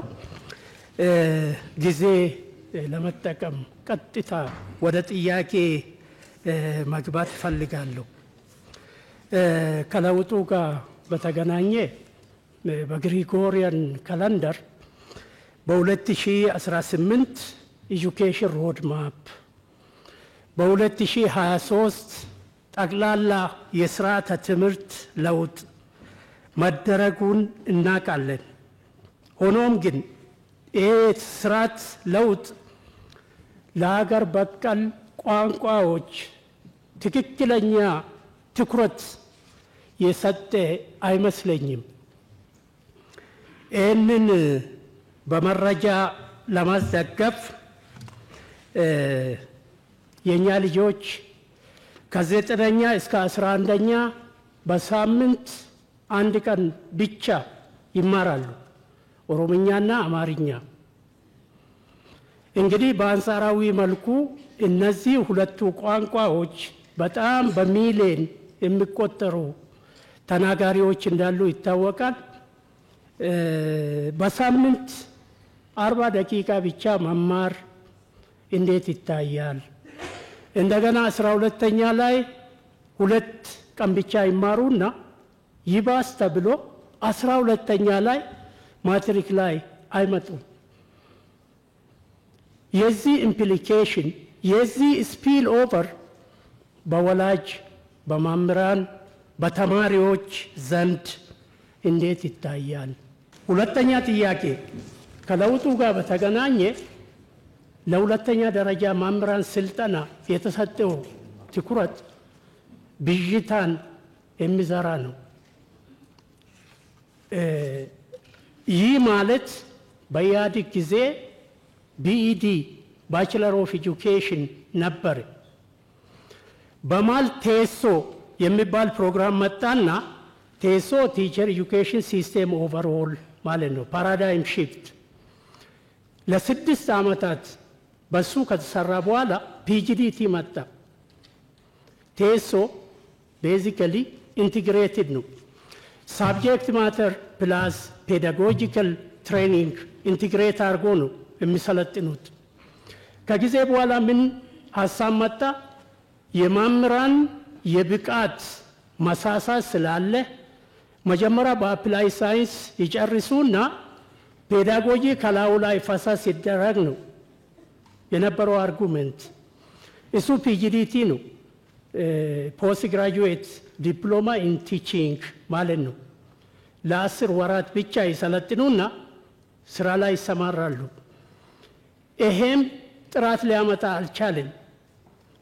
አሁን ጭራሽ ይባስ ተብሎ ከተሳሳትኩ ይታረማለሁ። የሁለተኛ ደረጃ መምህራን ስልጠና ቢኢዲ ሆኖ ለአንድ ተቋም ብቻ ተሰጥቷል። ለኮቶቤ ትምህርት ዩኒቨርሲቲ ብቻ ተሰጥቷል። ይሄ ከቨሬጁን ይሸከማል ወይ? የመጨረሻው ጥያቄ ኢትዮጵያ የምትከተለው ዩኒቲ ኢን ዳይቨርሲቲ ነው። ይሄንን የሚደግፍ ትምህርት ቤት ውስጥ ሲሰጥ አይታይም። ከዩኒቨርሲቲ ቢጀምር ዩኒቨርሲቲ የሚመጡ ልጆች የተለያየ ባክግራውንድ ይዞ ነው ወደ ካምፓስ የሚቀላቀሉት። የመቻቻል አብሮ የመኖር በሌላ ሰው ጫማ ራሱን አስቀምጦ ሰው እንዲያስብ የሚያግዝ ኮርስ ለምን አይሰጥም? ፕሪሞርዲያሊዝም፣ ኢንስትሩሜንታሊዝም፣ ኮንስትራክሽኒዝም ይህንም በስርዓቱ የሚያስጨብጥ የእኛ ህዝብ እኮ ይቅርታ ይደረግልኝና ለሰላም እጦት የግንዛቤ ማነስ ብዬ አስባለሁ። እኔ ኢትኒሲቲን ከደም ጋር የማገናኘት ችግር አለ ኢትዮጵያ ውስጥ። ሶሻል ኮንስትራክትስ ኢትኒሲቲ፣ ላንጉዌጅ፣ ሪሊጅን፣ ትራዲሽንስ ኤክስትራ ሶሻል ኮንስትራክት መሆናቸውን ከደም ጋር እንደማይገናኙ ሰውን ብናስተምር የሰው ልጅ ስር መሰረቱ ከአንድ ቦታ ከአዳምና ከሔዋን መሆኑን በሙስሊሙ ከአዳምና ከሐዋ መሆኑን ብናስተምር የተሻለ አስተሳሰብ የተሻለ አረዳድ ያለው ዜጋ ማውጣት ይቻላል የሚል ሀሳብ አለኝ። አመሰግናለሁ። ትላንትና በፊት በውይይት ነበርና እኛ ውይይት ስናይ የተነሳ ጥያቄዎችና ብዙ ልዩነት እንዳለ አይተናል። ለምሳሌ ሀገራችን አንድ ሀገር ነች፣ ግን አሰራር ልዩነት እንዳለ ትላንትና ተረድናል። ለምሳሌ አንዳንድ ከተማ አንዳንድ ቦታ መምህራን 65% መሬት ወይም ቤት መኖሪያ እንዳለ ተገለጽናል ወይም አይተናል። የኛ ክልል 5% ወይም 10% አይደርስም። ስለዚህ አሁን እኩል ፖሊስ ሆኖ ወደ ታች መውረድ አለበት ብዬ አምናልና እናመሰግናለን። አመሰግናለሁኝ ክቡር ጠቅላይ ሚኒስትር። አልተነሱም ብዬ የማስባቸው ጥያቄዎችን ለማንሳት እሞክራለሁኝ። በሰሜን ጦርነት ከፍተኛ ቁጥር ያላቸው ትምህርት ቤቶች ወድመዋል። እንደ አፋር ከ300 በላይ ትምህርት ቤቶች እንደወደሙ የቁጥር መረጃው እርግጠኛ ባልሆነም መረጃዎች አሉ። እነዛ ትምህርት ቤቶችን መልሶ የመጠገንም ሆነ የመገንባት ስራዎች ላይ ጅማሮች አሉ። አሁንም 5 ህዳር ላይ ይሁን ክቡር የትምህርት ሚኒስትር በተገኙበት ሰመራ ላይ በነበረው ጉባኤ ላይ 5 ትምህርት ቤቶች ለክልሉ ተሰጥቶ እየተገነቡ እንደሆነ ተነስቶ ነበረ። እነዚህ ትምህርት ቤቶች ግን ማለቅ በነበረባቸው ጊዜ አላለቁም። ይሄም የክልሉ ችግር እንደሆነ እናምናለን። እርሶ ስለሚያስቡልንም ስለምደክሙም ያለውን ነገር ሰምተው ለመመለከታቸው አካላት በቅርብ ክትትል እንዲደረግ ብስተራበት የሚል ሐሳብ አለኝ። አመሰግናለሁ። በጣም ኢና ነመስግን ዶክተር አብይ አህመድ በጣም ካብ ልቢ ነመስግን ነዚ ዕድል እዚ ብምሃብካ ዘለና ሕቶታት ንምልዓል ኣብዚ ምሳኻ ፌስ ቱ ፌስ نترانا حتى نحن العلي عملنا بطعمي نمجمار زاكل كاب استفال عليه كل لا تابزي تأكيونا مركونا بطعامي دس بطعام تحبيسه يعني يلدا سلازي أنا خلع لزد اللي حتى أنا عصرت شو عطور حيدو مز سلازي تغفلنا بطعامي أبكيد ممهار مستمهار صلواي فترة لنا له زيا حتصير إيوان نختم لسلنا يزدلي thank you very much በርከት ያሉ ጉዳዮች ተነስተዋል። መምህራን ጋር ለመወያየት እድል ማግኘት መመካከር በረከት ነው። ሰብለሲንግ እንደ ውለታ የሚታይ ሳይሆን እንደ ከፍተኛ ጥቅም የማያው ጉዳይ ነው። እናንተ ጋር ስወያይ በእናንተ ውስጥ ወጣቶች፣ ሴቶች፣ እናቶች፣ አርሶ አደሮች በአገሪቱ ጫፍ ጫፍ ያሉ ማህበረሰቦች ምን ስሜት እንዳላቸው ምን ውስጥ እንዳሉ ለመገንዘብ ያግዛል። አንድ ዞን ከመሄድ አንድ ክልል ከመሄድ እናንተን ማግኘት ብዙ ትምህርት ይገኝበታል። በዚህም ምክንያት ይሄ መጀመሪያ አይደለም። መምህራን ሳወያይ መጀመሪያ አይደለም። መጀመሪያ 2000 ገደማ ከሃይ ስኩልም ከዩኒቨርሲቲም ተቀላቅለው አይ ተደባለቅን ሲባል ደግሞ ሃይ ስኩል ለብቻ ዩኒቨርሲቲ ለብቻ ዩኒቨርሲቲ ፕሬዝዳንቶች ለብቻ አወያይቼ አውቃለሁ እና አዲስ አይደለም። ከዚህ ቀደምም ተምሬበታለሁ። ዛሬም ብዙ ነገር አይቼበታለሁ። ወደፊትም እድል ካገኘን እንዲሁ እየተመካከር እየተወያየን እንሄዳለን። ማስረሻ የሚባል መምህር ነበረኝ፣ የማትስ መምህር። ሁል ጊዜ ለርኒንግ ባይ ኢንኳየሪ ይላል። ለማወቅ ከፈለክ ጠይቅ ይላል እና መምህራን የሚያራክስ መምህራንን ዝቅ የሚያደርግ አስተሳሰብ እኛ አካባቢ የለም። ሌላ ቦታ ፈልጉት። በጣም ነው የምናከብራችሁ፣ አስፈላጊ እንደሆናችሁ እናምናለን። በኔ ልክ እናንተንም ወታደርንም በፓርላማ ሬኮግናይዝ ያደረገ መንግስት ያለ አይመስለኝም። ያን ማረግበት ምክንያት ከልቤ ስለማምንበት ነው። መምህራን ሚናቸው ከፍተኛ ነው ብዬ ስለማምን እና አሁንም ውይይት የመጣችሁት ለይስሙላ አይደለም። እያንዳንዷ ፖይንት ተለቅማ እንዴት አድርገን እንደምንሰራባት ለማየት ነው። የሰው ልጅ ፍላጎት እኮ አይሞላም። ደሞዝ ቢጨመር ቤት ቢሰራ ሰው ነን። ፍላጎታችን እያደገ ነው የሚሄደው። ከዘመን ጋር ለማደግ መጓጓትም ተገቢ ነገር ነው። ትናንትና 100 ብር ነውና አሁንም 100 ብር አይባልም። ማንኛውም የሰው ልጅ ህይወት እየተቀየረ ይሄዳል። ለዚህ ነው ፋክት ላይ ባላንስ እያደረጉ መሄድ ኢምፖርታንት የሚሆነው። በደንብ ስለምትደመጡ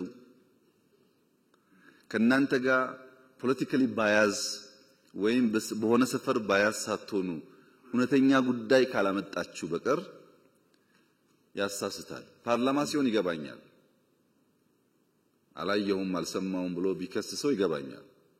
ለፌስቡክ ሲናገሩ ሰዎች ይገባኛል። የእናንተ ግን እንደዛ አልመሰለኝም እና ትንሽ ሚዛን እየጠበቁ መነጋገር ጠቃሚ ይሆናል። የእናንተ ሐሳቦች በርካታዎቹ ለፖሊሲ ግብአት ስለሚሆኑ የመጀመሪያው ሐሳቤ ያለንበትን ዘመን መረዳት ማወቅ ያስፈልጋል። ዘመን በቅጡ ካልተረዳን ዘመን ልንዋጅ አንችልም፣ ትውልድ ማስመለጥ ደግሞ አንችልም። ምን ውስጥ ነው ያለነው? የኛ አያቶች የነበሩበት ዓለም የራሱ ዓለም ነው፣ ይክፋም ይልማም። የኛ አባቶች የነበሩበት ዓለም የራሱ ዓለም ነው፣ ይክፋም ይልማም። የኛ ዓለም ሌላ ዓለም ነው። ምን ውስጥ ነው ያለነው? እንዴት እንንቃ? እንዴት እንከተል? ምንድነው ያለው ቻሌንጅ ብለን ካልተገነዘብን እንቸገራለን። እኔ የተማርኩበት ትምህርት ቤት የበሻሻ አንደኛ ደረጃ ትምህርት ቤት የተገነባው በዘማቾች ነው። ዘማች የገነባው ነው። ከዛ በፊት አልነበረም ትምህርት ቤት። አርብ እለቀልቃለን፣ ቅዳሜና እሁድ ይደርቃል፣ ሰኞ እንማራለን። ይሄ ነበረኛ ትምህርት ቤት። በበት እየለቀለቀን በት አመተን ለቀልቃለን። አሁን ጥያቄው ሶላር ኢነርጂ የለም ከሆነ፣ አሁን ጥያቄው ኮምፒውተር የለም ከሆነ ፕሮግረስ አለ ማለት ነው። እንኳን ጠየቃችሁ ያንም ማግኘት አለብን። ትክክል ነው። ስናወዳደር ግን በሚዛን ይሁን። አሁን ያለውን ለማሳነስ የሌለ ድሮ አንናገር ነው። የሌለ ድሮ ምን ያደርጋል? ለምንድነው ይሄን ማነሳው? መምህራን ስለሆናችሁ፣ ሎጂክ ስለሚገባችሁ፣ እውነት ስለሚገባችሁ ነው። በሆነ ጊዜ እውነትና ዕውቀት የነገሱበት ሲዝን ዘመን ነበር። እውነትና ዕውቀት የነገሱበት ሲዝን ማህበረሰብ ጨክኖ ተሰብስቦ ሰርቶ ሀገር ሰርቷል። ለምሳሌ በሁለተኛ ዓለም ጦርነት ኦስትሪያ ቬና ወይም ዋይን የምትባለው ከተማ ኦልሞስት ፈርሳለች። ኦስትሪያ በጣም ቀዝቃዛ ነው። ይሄ ዊንተር ሲዝኑ በረዶ በጣም ቀዝቃዛ ነው። እንኳን ለስራ ለመራመድም አይሆንም። በቂ ሂተር በሌለበት በቂ ቤት በሌለበት የጨከኑ የዛን ዘመን ሰዎች ቀንና ማታ ሰርተው ያኔ አይደለም ዛሬ የምታስቀና ከተማ ሆናለች ቪየና። ያ ትውልድ ልጅ ይሸከማል፣ ድንጋይ ይሸከማል፣ ሀገር ይሰራል። ያ አባት ሲሰራ ያየ ልጅ እንደ አባቱ ባይሰቃይም በተሻለ ሁኔታ የተሻለ ሀገር ይረከባል። ኦስትሪያ ደግሞ ተውና ኖርዌይ ይሰዱ። ኖርዌይ ከ6 ወር በላይ በነሱ አባባል 9 ወር ሙሉ ጨለማ ነው፣ በረዶ ጨለማ ነው። እኔና እናንተ ብንሄድ ቅዝቃዜውን የአየር ጸባዩን አንችለውም፣ እንደኛ አይደለም። ግን ኖርዌይ ያሸበረቀች ሀገር ሆና መሰራቷ ብቻ ሳይሆን ለሚቀጥለውም ትውልድ የሚበቃ ሀብት አከማችተዋል። ልጆቻችን እንዳይቸገሩ ብሎ አከማችተዋል። እውነትና ዕውቀት የነገሰበት ሲዝን እና ማህበረሰብ በድፍን አውሮፓ ሀገር ገንብተው ለትውልድ ወረት አስቀምጠው አልፈዋል። ኢትዮጵያ ውስጥ እውነትና ዕውቀት መስፈሪያ እንዲሆኑ ትክክል እንዲሆኑ መምህራን ካልሰሩ ማንም ሰው አይሰራም። እውነትና ዕውቀት ደግሞ ፈታኝ ናቸው፣ ዋጋ ያስከፍላሉ። እውነት ዝም ብላ የምትገኝ አይደለችም፣ ታስከፍላለች ዋጋ። ዕውቀት ዝም ብሎ የሚገኝ አይደለም፣ ታውቃላችሁ፣ ብዙ መድከም ይፈልጋል። በቀላሉ ማደግ መለወጥ የሚሹ ሰዎች ዕውቀትና እውነትን ገፍተው የቀለለውን ነገር ይወስዳሉ። የለም የቀለለውና አቋራጩ ጥፋት ያመጣል። ቢከብድም እንኳ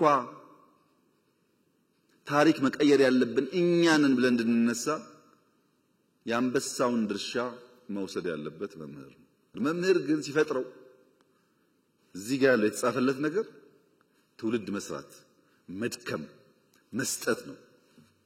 ወታደርም እንደዚሁ ነው። ምንም ደሞዝ ቢከፈል ለመምህር እንዴት ሊበቃ ይችላል? ሊበቃ እኮ አይችልም።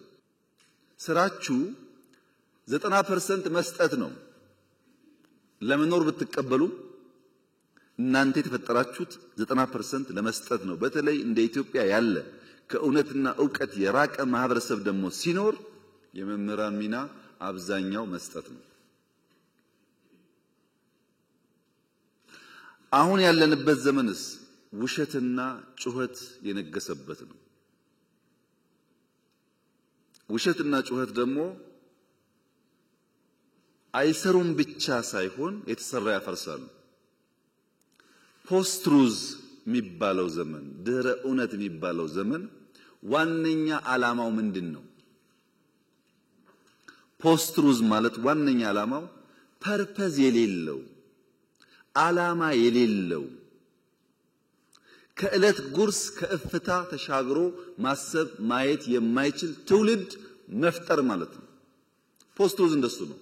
ውሸት ውሸት ውሸት፣ ምንም ኮንሲኩዌንሻል የሆነ ሐሳብ የለም፣ ሲኩዌንሻል የሆነ ኖሌጅ የለም፣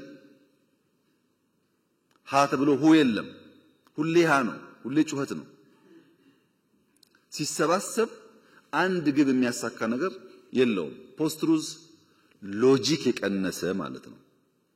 ሪዝኒንግ የቀነሰ ማለት ነው። ፋክት የቀነሰ ማለት ነው። ኢሞሽንን ከፍ ያደረገ ማለት ነው። ምን ብናገር ነው ሞቅ ሞቅ የሚለው? በፖስት ትሩዝ ዓለም ውስጥ ኢሞሽን በገነነበት ፋክት በቀነሰበት ዓለም ውስጥ መምህራን እንኳን የፋክት ጉዳይ የሚገዳቸው ሆኖ ካልቆሙ ነገር ይበላሻል። ዕውቀት ምንድነው? ዕውቀት የሚባለው ዳታ ኮሌክሽን የሚባለው ጉዳይ አንደኛው ካለፈው መማር አለብን። ለምሳሌ ፖለቲከኞች ኦኬ ኃይለ ሥላሴ እንዴት ወደቁ? ደርግ እንዴት አድርጎ ነው የጣላቸው? ምን ችግር ነበረበት? ደርግ ንጉሱን ሲጥል ምንድነው ያበላሸው ነገር? እሺ ኢህአዴግ የሚባለውስ እንዴት መጥቶ ደርግን ያሸነፈው? ከዛ ያሁኑስ እንዴት መጣ? እቺን እንኳን ለመማር ዝግጁ ካልሆኑ ደርግ ያደረገውን ለመድገም ኢህአዴግ ያደረገውን ለመድገም እኛ ያደረግነውን ለመድገም ከሆነ እንዴት ይሆናል? ከታሪክ መማር ማለት ትናንት ያለፈውን ነገር በወጉ ባያስ ሳይሆኑ ጀጅመንታል ሳይሆኑ መፈተሽ ማለት ነው። ለምሳሌ ትናንት ቤተ መንግስት ጎብኝታችኋል። እኔ እዚህ ቢሮ ስመጣ ያኛውን ቤተ መንግስት ተውት፣ ይሄ ያለውበት ቦታ ምነግራችሁ 100% እውነት ነው። ከዚህ ወጣችሁ 5 ደቂቃ ወክ ብታረጉ ሽንት ቤት የምታገኙት ልክ እንደ ከተማ ውስጥ እንዳለ ቆሻሻ ቦታ እንደዛው መሄድ አትችሉም። በጣም የቆሸሸ በጣም የሚያስጠላ ግቢ ነው። ይሄንን ከሰራን በኋላ እንደምታውቁት ይሄንን ግቢ የሰራነው ለምነን ነው። ከምንም የታዝነቲንግ ቱዱ ከመንግስት በጀት ጋር እዚህ ግን 1 ሚሊዮን ሰው ነው በአመት የጎበኘው ዩኒቲ ፓርክ። ብር አገኘን። በእኛ ብር ፈረንሳዮች አገዙን። ፕራይቬት ሴክተር ጨመርንና ታች ደግሞ ሄደን ገነባን። ምን ገነባን? ታች ቪዲዮ አይታችሁ ከሆነ መድገም አያስፈልግም። ሰው የጠላት ገንዘብ እንኳን ቢሆን እንደዛ አድርጎ አይጥልም። እንኳን የራሱን የሀገሩን ታሪክ ተውና የጠላት እንኳን ቢሆን ከማረከ በኋላ ወልወል አድርጎ ይጠቀምበታል። ይሄ ግን የኛ ሀብት ነው። እዛ ያያችሁት ወርቅ እኮ የማንም መንግስት ወርቅ አይደለም፣ የኢትዮጵያ ወርቅ ነው። ወርቅ ይዞ የነገሰ እኮ የለም፣ ነክሶ ነው ወርቅ ያገኘው። እንዴት ሰው የራሱን ታሪክና ሀብት አቆሽሾ ይጥላል? ትክክል አይደለም። እዛ ታሪክ ውስጥ የማይመች ጉዳይ ሊኖር ይችላል፣ እንማርበታለን። ታሪክ ነው፣ አንቀይረውም። ፋሲልን ተመልከቱ። ከተሰራ 390 ዓመት ገደማ ነው። በ390 ዓመት ጊዜ ውስጥ ጣሊያን ሲመጣ መጥቶ አፍርሶት ነበር። የተወሰነ ቦታ አፍርሷል። እንዴት ለ100 ዓመት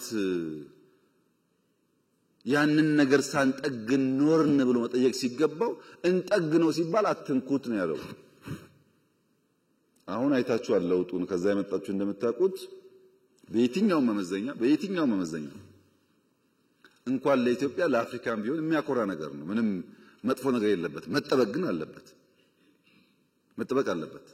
እያንዳንዱ ታሪክ ቦታ ላሊበላም ይሁን ፋሲልም ይሁን ጀጎልም ይሁን አባጅፋርም ይሁን አላላኬላም ይሁን እዚህ ያሉ ፓላሶችም ይሁኑ ይሰሩ ይጠገኑና ለትውልድ ይለፉ ያለበት ምክንያት እያንዳንዱ ውስጥ ዕውቀትና ትምህርት አለ። ሁለተኛው ዕውቀትና እውነት የሚፈልጉት ያለንበትን አውድ መገንዘብ ነው። ዘረኝነት፣ ሰፈርተኝነት፣ መንደሬነት የተንሰራፋበት ብቻ ሳይሆን እንደ ካንሰር ሴል ነው ራሱን በራሱ እያዋለደ የሚሄደው።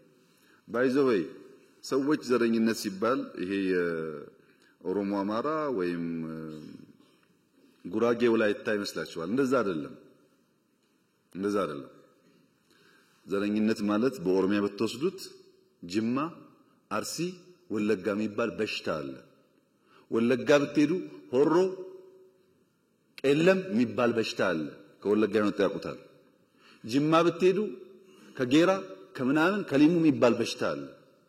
አያልቅም። እዛም ጌራ ከተገባ በኋላም አለው። ሰው አስተሳሰቡ አመለካከቱ እየጠበበ የሰውን ክብርና ቫልዩ እያወረደ የሰው ክብርና ቫልዩ ደግሞ ሲወርድ እኔም ወርዳለሁ ብሎ የማያስብ መሆኑ። አንተ ዝቅ እያረክ አንተ እያዋረድክ ልትከብር አትችልም። ግድ የለም ሰብሰብ ብለን ቋንቋ ይለያያል፣ እውነት ነው። ፍላጎት ይለያያል፣ እውነት ነው። ጾታ ይለያያል፣ እውነት ነው። ጂኦግራፊያችን ይለያያል፣ እውነት ነው። እነዚህን ተቀብለን ደግሞ አንድ የሚያደርገን በርካታ ቫልዩስ ስላሉ በእነሱ ጥላ ስር አብረን ሀገርን እንስራ፣ ኤግዚስት እናድርግ። አሁን ያለው ዘመን ሰርቫይቫል በራሱ ከባድ ችግር ስለሆነ መሰብሰብ ያስፈልጋል ብሎ ማመን አለበት ሰው። ሶስተኛው ጉዳይ ግን ታሪክን ማወቅ አሁን ያለውን ችግር መገንዘብ ብቻ ሳይሆን መጪውን ዘመንም በተወሰነ ደረጃ መገንዘብና ለዛ መዘጋጀት ያስፈልጋል።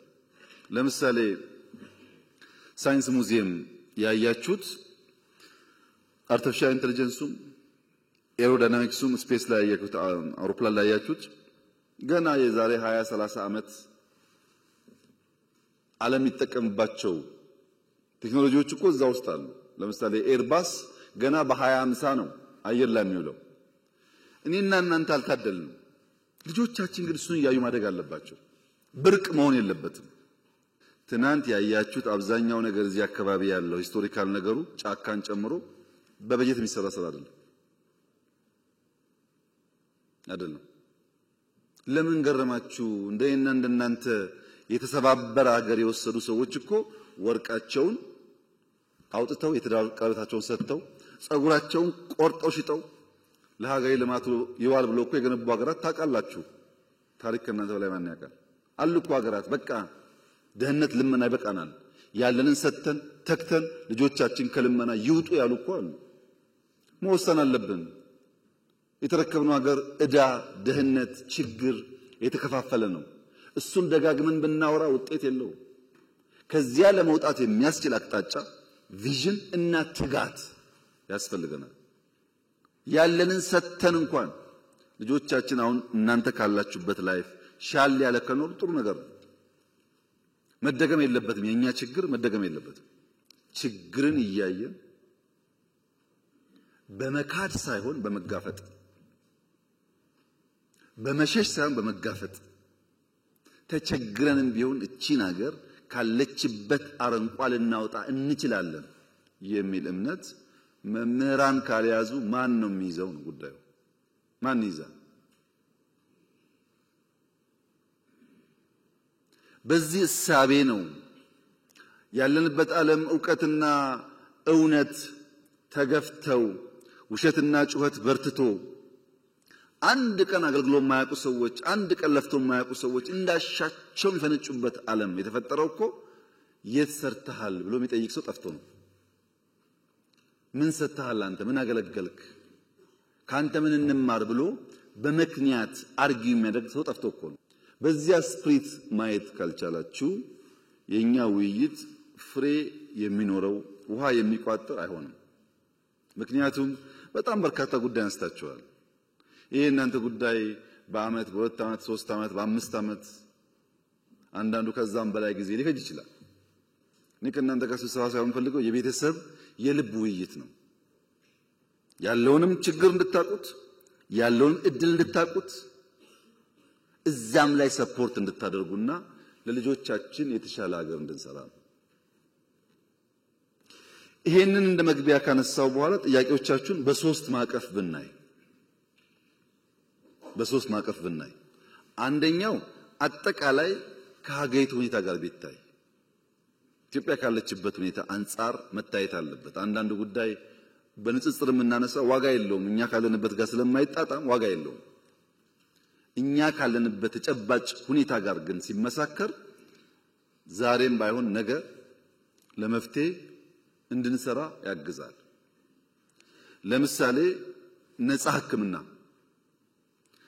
ነፃ ትምህርት፣ መኖሪያ ቤት፣ ቀረጥ ነፃ፣ ኮሚሽን የመሳሰሉ ጉዳዮች ደምረን ብናየው ከሌሎች ዘርፎች ጋር ያም ሆኖ ግን መምህራንን ለማገዝ ሕክምና እንዴት ነው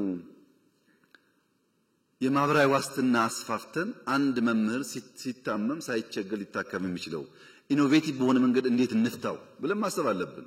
ግን ስናስብ የትምህርቱንም የወታደሩንም የጤናውንም ሌላውንም ሴክተር ደምረን መሆን አለበት። አሁን ቀረጥ ነፃ ከደሞዝ ግብር ቢቀነስ አላችሁ፣ መኪና ነፃ ቢገባ አላችሁ፣ ከዛ ደግሞ ደሞዝ ቢጨመር አላችሁ። አብሮ እኮ አይሄድም።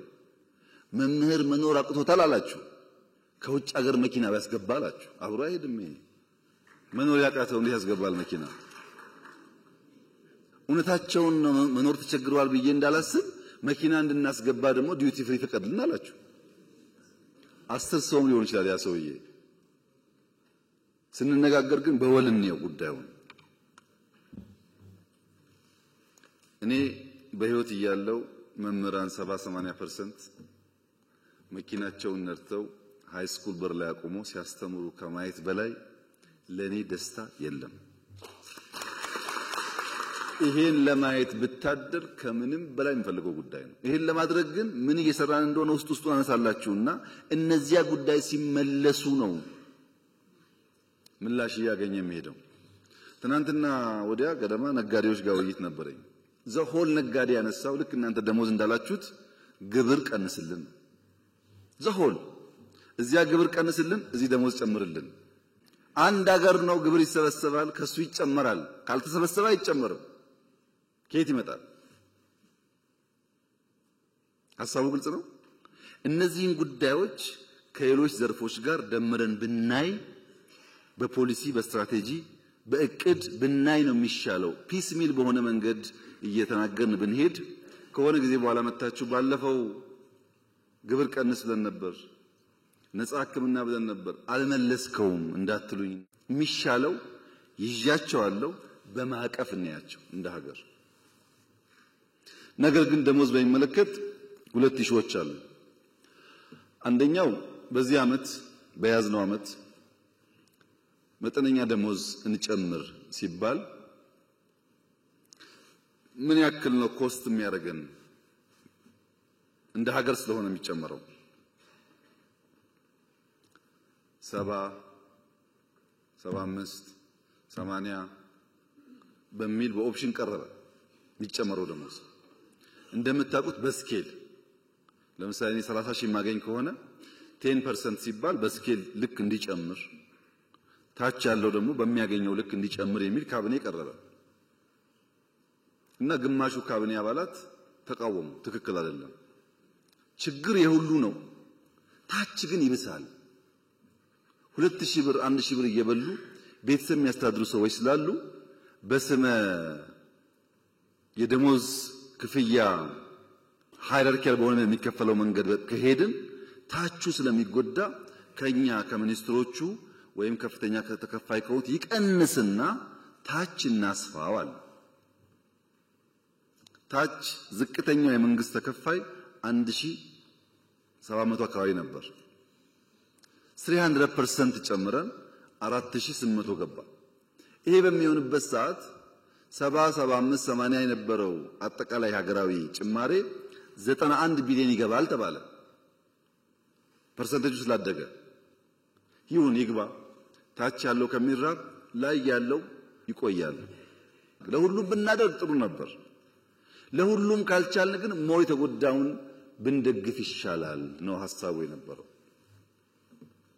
ይሄን የሚጠላ መምህር ያለ አይመስለኝም። ይሄ ተከፋይ ነው። የማይከፈላቸው ደግሞ አሉ፣ ደሞዝ የማይከፈላቸው። ለምሳሌ አርሶ አደር አለ፣ መድኃኒት አለ፣ ሴፍቲኔት አለ። 340 350 ቢሊዮን ብር ኢትዮጵያ ደጉማለች በዚህ ዓመት። በአንድ በኩል ደሞዝ፣ በሌላ በኩል ነዳጅ፣ ማዳበሪያ፣ መድኃኒት፣ ሴፍቲኔት ድጎማዎች ደግሞ 350 ቢሊዮን ወስደዋል። ያን እንዳለ ወስደን ደሞዝ ብናደርገው እናንተ ደስ ይላችኋል፣ አርሶ አደር ይከፋዋል። አርሶ አደር ከከፋው ግን ዋጋ የለውም፣ እናንተን ገደል ገባ ማለት ነው። እንዳለ ወስደን ለኛ ሰራተኞች ብንከፍል ደሞዝ ከፍ ይላል። ግን በታክሲ ምክንያት የሚሰቃዩ ሰዎች አሉ። ነዳጅ ካልደጎመን መንቀሳቀስ የማይችሉ ሰዎች አሉ። ምን አለ ታዲያ 91 ቢሊዮን ለኛ ሰራተኞች፣ 300 ደግሞ ለመላው የኢትዮጵያ። እዛ ውስጥ እነሱም ይጠቀማሉ። የሕክምና መድኃኒት ሰብሲዳይዝ ሲደረግ ለእናንተም ለኔም ጭምር ነው የሚደረገው። ነዳጅ ሲደረግ ለኔም ለእናንተም ይደረጋል። ማዳበሪያ ሲደረግ ለኔም ለእናንተም ይደረጋው። በቀጥታ ባንቆጥረውም በተዘዋዋሪ ማለት ነው። ጥያቄያችሁ ግን አንደኛ ሌጂቲሜት ነው፣ ሁለተኛ ደግሞ ብዙዎቻችሁ የምታነሱት ለፖለቲካ ለቅንጦት ሳይሆን የሰርቫይቫል ጉዳይ አድርጋችሁ ነው። አጣጥመን ለመሄድ ማክሲመም እንሰራለን። ደሞዛውን ብንጨምር ለምሳሌ ለመምህራን ስፔሻል አድርገን 30 40% ብንጨምር አሁን ከሚያገኘው ብለን ብንጨምር ችግሩ ይፈታል ወይ? አይፈታም። የእናንተ ችግር በደሞዝ ጭማሪ ብቻ የሚመለስ ጉዳይ አይደለም። ሰውየው አንድ ቁና ገብስ ይዞ ሙያተኛ ጋር ይሄዳል። ሙያተኛ ጋር ሄድና ይኸውልህ አንድ ቁና ገብስ አለኝ፣ ከዚህ ውስጥ ለዳቦ ለገንፎ እህል ለቆሎ ለጠላ እህል ስለምፈልግ ይሄንን በዚያ መልክ አስተናርተህ ስጠኝ ይለዋል። አንድ ቁና ነው። ዳቦ አለ፣ ቆሎ አለ፣ የገንፎ እህል አለ፣ የጠላ እህል አለ። ፍላጎቱ ብዙ ነው እና ሙያተኛው ወይ ፍላጎትህን ቀንስ ወይ ገብሱን ጨምር አለው። ያለኝ ይሄ ነው እንዴት አድርጌ ልጨምር ሲለው ሁለት ምርጫ አለ። አንደኛው ምርጫ አሁን ያለ አንድ ቁና ስለሆነ ለዳቦ ብቻ ወይም ለገንፎ እህል ብቻ ላዘጋጅልህ።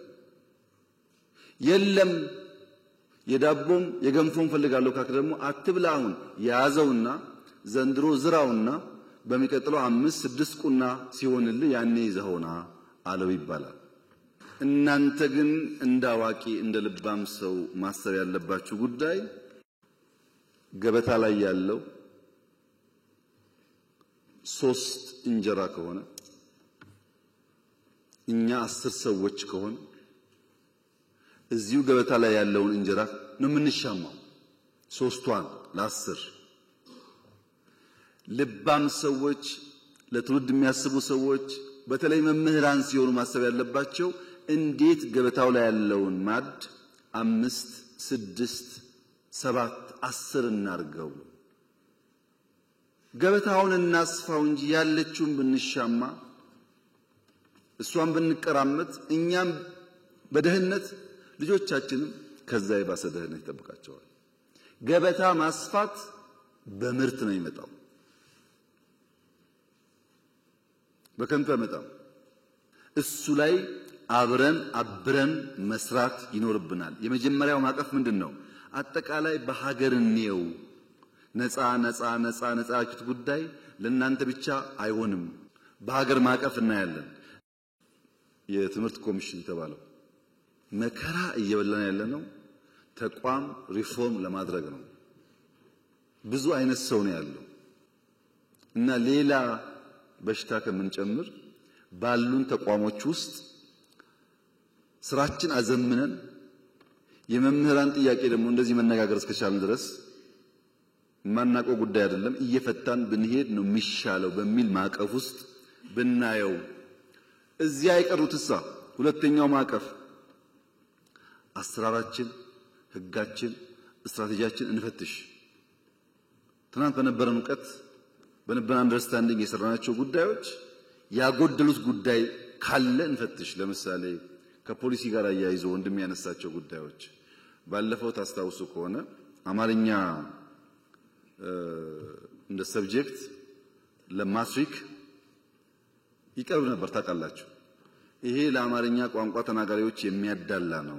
ሌሎች ከአማርኛ ውጭ ቋንቋ የሚናገሩ ሰዎች ተጎድተዋል ተብሎ ነው የቀረው። ጭቅጭቆ የነበረው እንደዛ ነው። አሁን ደግሞ ኦሮምኛና አማርኛ ነው። ማትሪክ ብናስገባ ወላይታ ተጎዳው አይልም ወይ? ትግራዋይ ተጎዳው አይልም ወይ? ሶማሌ አይልም ወይ? አፋር አይልም ወይ? ሁሉንስ እንችላለን ወይ? እንዴት ስናጣጥመው ማሰብ ይፈልጋል። ምክንያቱም ለሁሉ አክሽን ከሌላው ግን ጥያቄ አለ። አሁን በቅንነት ነው ወንድም ያነሳው ገብቶኛል። ምንም ችግር የለበት ማሳቡ ጥሩ ነው። ይሄን ግን ይሁን ብንል እዚሁ ጋር ደግሞ ያለው ሶማሌ ወንድማችን እኛስ ይላል። ወደዛ የገባን ስንሄድ ዳይቨርሲፋይድ ቋንቋ ስላለን ያዋጣናል ወይ?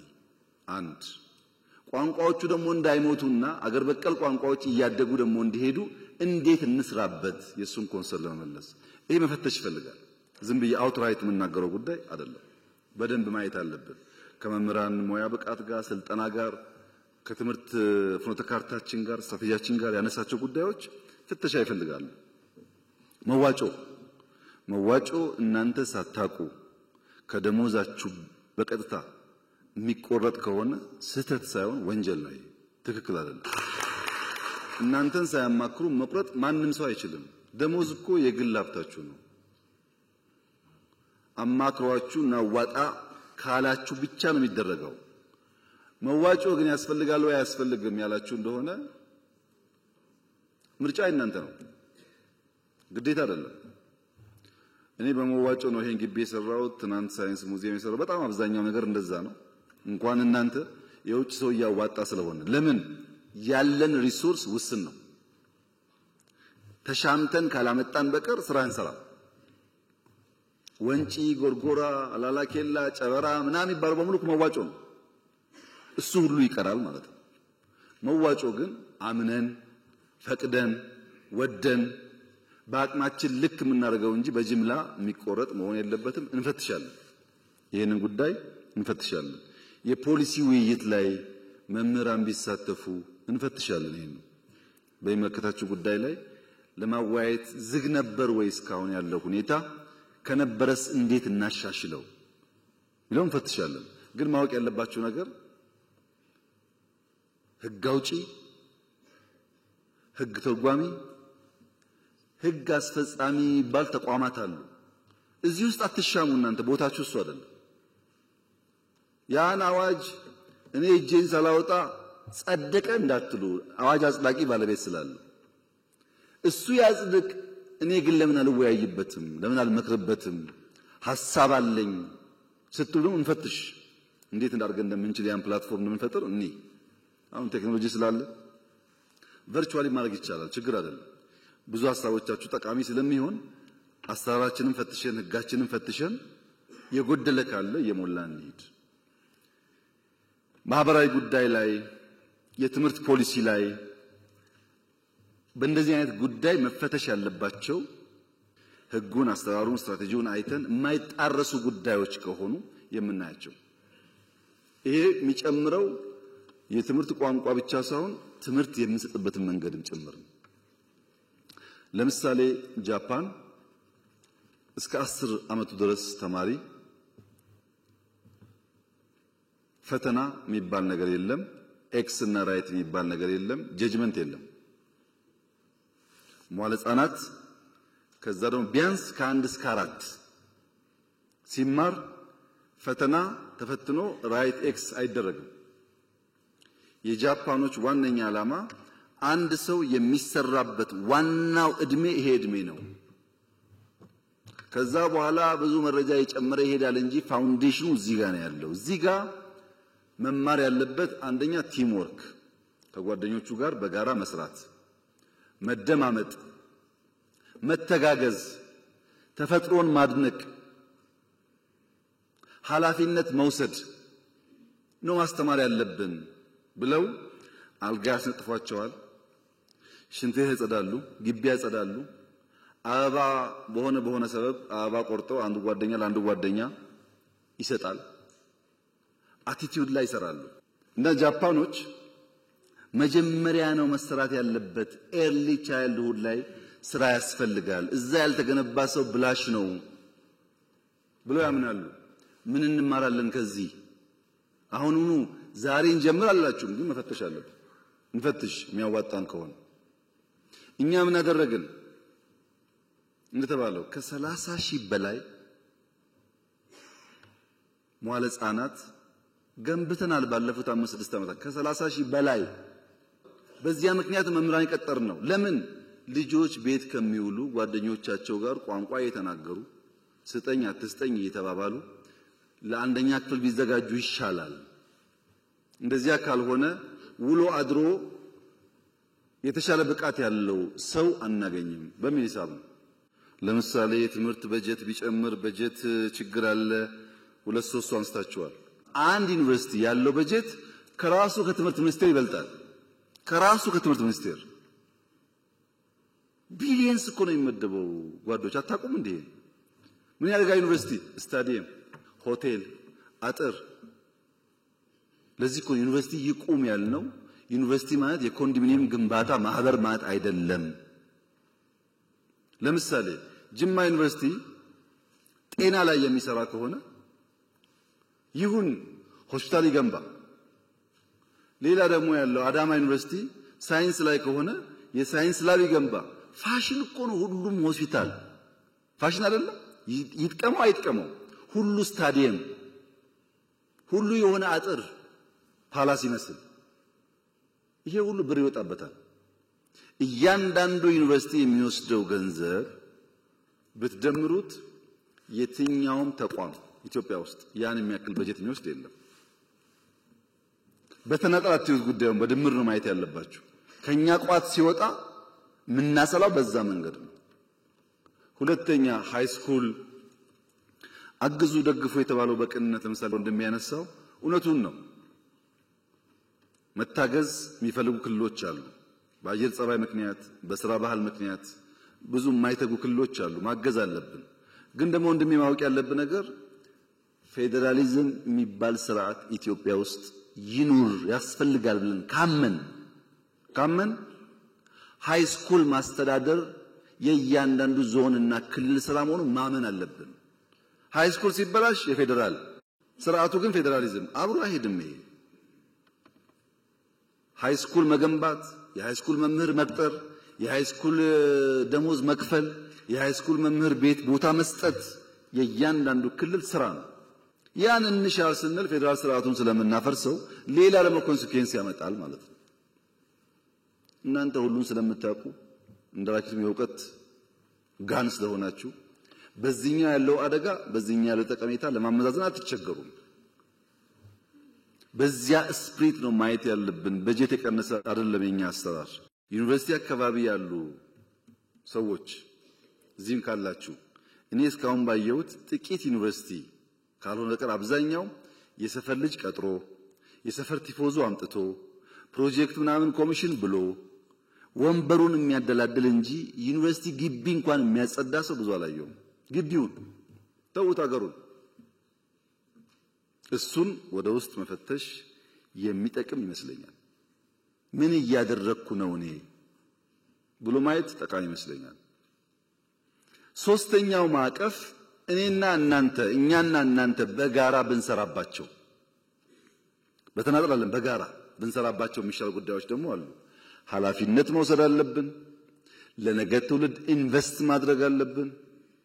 ተስማምተን የጋራ አሳይመንት ካልሆነ በቀር በአንድ ወገን የማይሰራ አንደኛው ምን አልኩኝ እንመልሳለን እንፈትሻለን። ሁለተኛው ምን አልኩኝ ከሌሎች ተቋማት ጋር ክሮስ ሴክተራል ስለሆኑ እዚያ ውስጥ እናያለን። አሁን ማነሳቸውንስ በጋራ እንሰራበታለን። ያኔ መልሱ ሙሉ እየሆነ ይመጣል። አንደኛ ትምህርት ለትውልድ መቀጠል አለበት ብላችኋል። ትክክል ነው፣ መቀጠል አለበት። ግን የኔም የናንተም ስራ ነው። የፕሮፌሰር ብርሃኑም የናንተም ስራ ነው። ለምሳሌ ብሩ ተለመነ፣ የሆነ ሪሶርስ ተገኘ፣ መጨረሻ ግን የሚሰራው እዛው ያለ ወጣት ነው። ለዛ ወጣት ያንተን ድጋፍ እንፈልጋለን። ይሄ ትምህርት ቤት ለልጆቻችን ነው፣ ለኛ ነው የሚሰራው፣ ማገዝ አለብን ብለ ካላስተማርከው በቀር ብሩ እያለ ስራው አይሰራም ማለት ነው። ከተገነባስ በኋላ ትምህርት ቤት ሃይስኩል እዚህ ጅማ ላይ ወለጋ ላይ እዚህ ምዕራብ ደቡብ አካባቢ ላይ ሃይስኩል ገንብተን እንሰት መትከል፣ አቮካዶ መትከል፣ ቡና መትከል እንዴት ብርቅ ይሆናል? ዝናብ እንደዚህ ብሎ የሚዘንበው ተማሪ እንዴት ነው በግቢ ውስጥ የማይተክለው? እንዴት ትምህርት ቤት ግቢ ውስጥ አቧራ ይታያል? ይሄን እናንተ ካላገዛችሁ ማን ያግዛል? ደግሞ ብዙዎቻችሁ እርግጠኛ ነኝ ስትማሩ አርብ ከሰዓት ግቢ ማጽዳት፣ የትምህርት ቤት ጓሮ መኮትኮት፣ የትምህርት ቤት ቡና መልቀም ስራችን ነበር አልነበረም? በቃ እሱን ማስቀጠል አለብን። ተማሪ መስራት አለበት። ያን ካልተለማመደ ሰው አይሆንም፣ ሙሉ ሰው አይሆንም። ይሄን ከናንተ ድጋፍ እንፈልጋለን። ምርታማነት አርሶ አደሩ ፕሮዳክቲቭ እንዲሆን ኢኒሼቲቮች ሲመጡ ከዚህ ይሁነኝ ብላችሁ በየከባቢያችሁ ማየት። ለምሳሌ አሁን ኮሪደር ብለን ቢሾፍቱ፣ አዳማ፣ ሻሸመኔ፣ ጅማ፣ ነቀምት ወደ ምስራቅ ያለው እንኳን ትቼ እነዚህ ሁሉ ከተሞች ይገነባል ኮሪደር። ቢሾፍቱ ላይ ከዚህ ከአዲስ አበባ መውጫ ከአቃቂ እስከ ሞጆ ያለው 26 ኪሎ ሜትር መንገድ ኦሮሚያ የሚገነባው። የኦሮሚያ ከተማ በሙሉ ቢሾፍቱ ብቻ ቢሆን ኖሮ ጅማ ቢቀር ነቀምቴ ቢቀር ምናምን ቢቀር ኖሮ አዲስ አበባ ያየሽውን 100% ታይ ነበር እዛ። ኦሮሚያ ግን ትልቅ ነው። ብሩ ግን ውስን ነው። በዚያች ውስን ሀብት ልክ እንደ አዲስ አበባ አንድ ቦታ የሚታይ ጉዳይ ማድረግ አይችልም። ይሄን እናንተ አንደርስታንድ ማድረግ አለባችሁ። ኮሪደር ከተማ ላይ ግን ቢያንስ በትንሹ እኔ እንኳን በቅርበት እመራቸው ጅጅጋ፣ ሐረር፣ ድሬዳዋ 3 ትላልቆች አሉ። በምስራቅ ጅማ፣ ነቀምት አለ፣ ቢሾፍቱ፣ ሮቤ አለ፣ ሐዋሳ፣ አርባ ምንጭ፣ ሶዶ፣ በቅርቡ ደግሞ ያየሁት ማዕከላዊ ክልል ውስጥ ያሉ 3-4 ከተማዎች በተለይ ደግሞ የሀዲያ ዋና ከተማ አሉ እንቅስቃሴዎች። መጠናቸው ግን እንደ አዲስ አበባ መሆን አይችልም። ብሩ ትንሽ ስለሆነ እዛ የሚዋጣው ብር ውስን ነው፣ የሚሰጠው ብር ውስን ነው። ልክ እንደ አዲስ አበባ ማድረግ አይቻልም። ወደ ዋና ጉዳይ ስመጣ በቅርቡ በሃላባ፣ ከምባታ፣ ሀዲያና ስልጤ የገጠር ኮሪደር ብለን ጀምረናል። እነዚህ ስራዎች 4-5 አርሶ አደር ሶላር ሲስተም ያለው፣ ሽንት ቤት ያለው፣ ሳሎን መኝታ ቤት ያለው፣ የከብቶች ቤት ያለው፣ መጠነኛ ጓሮ እርሻ ያለው ሞዴል ለመስራት ነው። በእኛ አቅም 4 ጀመር። እዛ አካባቢ ያላችሁ ሰዎች ፎሎ አድርጋችሁ ደግፉ፣ እንዲባዛም አድርጉ። ያ ነገር መንግስት አክሮስ ዘ ካንትሪ ቤት ሊገነባ አይችልም። ታውቃላችሁ። ማሳያ ስራ ነው የሚሰራው። ባለፉት 6 ዓመታት አዲስ አበባ ላይ እዚህ አዋሬ እያፈረስን ስንገነባ ታውቃላችሁ። አሁን ደግሞ አዲስ አበባ ይበቃል ብለን በገጠር ኮሪደር አርሶ አደር ለመንካት መተናል። እሱን ማስፋት ላይ ብታግዙን፣ የጋራ ትርክት መገንባት ላይ ቅድም እንደሚያነሳው 100% ከሐሳቤ ጋር ይስማማል። የጋራ ትርክት መገንባት ላይ እንደሚያስፈልግ አውቀን ስትራቴጂ ቀይሰን እቅድ አውጥተን እየሰራንበት ነው። የእናንተ ድጋፍ ግን ያስፈልጋል። ሰው ነው፣ ሰው አትግደል፣ ወንድምህ ነው የሚል እሳቤ በየቀኑ በየትምህርት ቤት ካልተነገረ በስተቀር በሚዲያ ብቻ በቂ አይደለም። አብረን እንስራ። እሱን ምርታማነት ላይ ስንዴው፣ ቡናው፣ ሻዩ ፕሮዳክቲቪቲ እንዲያድግ አርሶ አደር ማንቃት ማስተማር ላይ አብረን እንስራ። የትምህርት ጥራት ላይ አብረን እንስራ። በመንግስት ፖሊሲ ብቻ አይመለስም። መልካም አስተዳደር አብረን እንስራ። እናንተ እኮ ናችሁ የሁሉ ሰው አስተማሪ። ቅድም እንዳላችሁት ቀበሌ ላይ የሚረብሸው ወረዳ ላይ የሚረብሸውን ሰው ያስተማራችሁትን ሰው እባክህን ህዝብ አገልግል፣ ነውር ነው፣ ታሪካችን ባህላችን ብላችሁ ብትመክሩ ብዙ ሰው ሊቀየር ይችላል። አግዙ እሱ ላይ። እኔ ጋር ብትወረውሩ ጠጠሩን ብቻዬን አልፈታውም። ብንተጋገዝ ግን ሊቀንስ ይችላል። እንደነዚህ አይነት ጉዳዮች በጋራ ብንሰራ የኛን ሁኔታ ተገንዝበን ብዙ ዕዳ ያለበት ሀገር መሆን አውቀን ከኋላ ደግሞ አርፍደን ደራሽ ስለሆን ፈጥነን ቀንም ማታም ሰርተን ነገርን ቀይር ካላችሁ መተጋገዝ ይፈልጋል። አንዳንዱን እንመልስላችኋለን፣ አንዳንዱን እንፈትሻለን ፖሊሲዎቻችን። አንዳንዱን ግን በጋራ ካልሰራን በቀር በእኛ ብቻ አይመለስም። ካገዛችሁን ካገዝናችሁ ከተጋገዝን ግን በእርግጠኝነት ጊዜ ይወስዱ እንደሆን እንጂ እየተፈቱ ይሄዳሉ። በመንግስት በኩል እነዚህን ያደሩ ችግሮች በ5 ማዕቀፍ ውስጥ ልንፈታ ወስነናል። በ5 ማዕቀፍ ውስጥ የመጀመሪያው ኢንክሉሲቭ ናሽናል ዲያሎግ ነው። ብዙ የሚያጨቃጭቅ ጉዳይ አለን፣ ግን ቁጭ ብለን በንግግር እንፍታ፣ በውይይት እንፍታ፣ በመደማመጥ እንፍታ። መደማመጥ ያስፈልጋል። የአንዱ ፍላጎት ሲሳካ አንዱ ስለሚያኮርፍ አንዱን አስኮርፎ ደግሞ የተሟላ ሀገር መፍጠር ስለማይቻል እንወያይበት ነው ያልነው። በእናንተ እድሜ በአባቶቻችሁም እድሜ የኢትዮጵያ መንግስታት አንዳቸውም ቢሆኑ ጉዳያችንን በውይይት እንፍታ ብለው የውይይት አውድ ፈጥረው አያውቁም። ኢንክሉሲቭ ናሽናል ዲያሎግ በኢትዮጵያ ታሪክ የመጀመሪያው ነው። ለመጠቀም ያለው ፍላጎት ግን ውስን ነው። እንወያይ ይልሃል። እሺ እንወያይ ተቋቁሞ ነው አይወያይም። ካልተወያየ ችግሩን ካልተናገረ ግን መፍትሄ ከየትም ሊመጣልት አይችልም። እና አንዱ መፍትሄ ያልነው እንወያይ። ስለምን ደሞዝ ሊሆን ይችላል፣ መሬት ሊሆን ይችላል፣ ህገ መንግስት ሊሆን ይችላል፣ ስልጣን ሊሆን ይችላል፣ ድንበር ሊሆን ይችላል፣ ባህር በር ሊሆን ይችላል። ግን እንወያይ፣ በውይይት በምክክር እናርገው። ስንመካከር አንዳንዱን ዛሬ አንዳንዱን ነገ አንዳንዱ ደግሞ እናቆየዋለን። ካልተመካከርን ቅደም ተከተል ይጠፋል።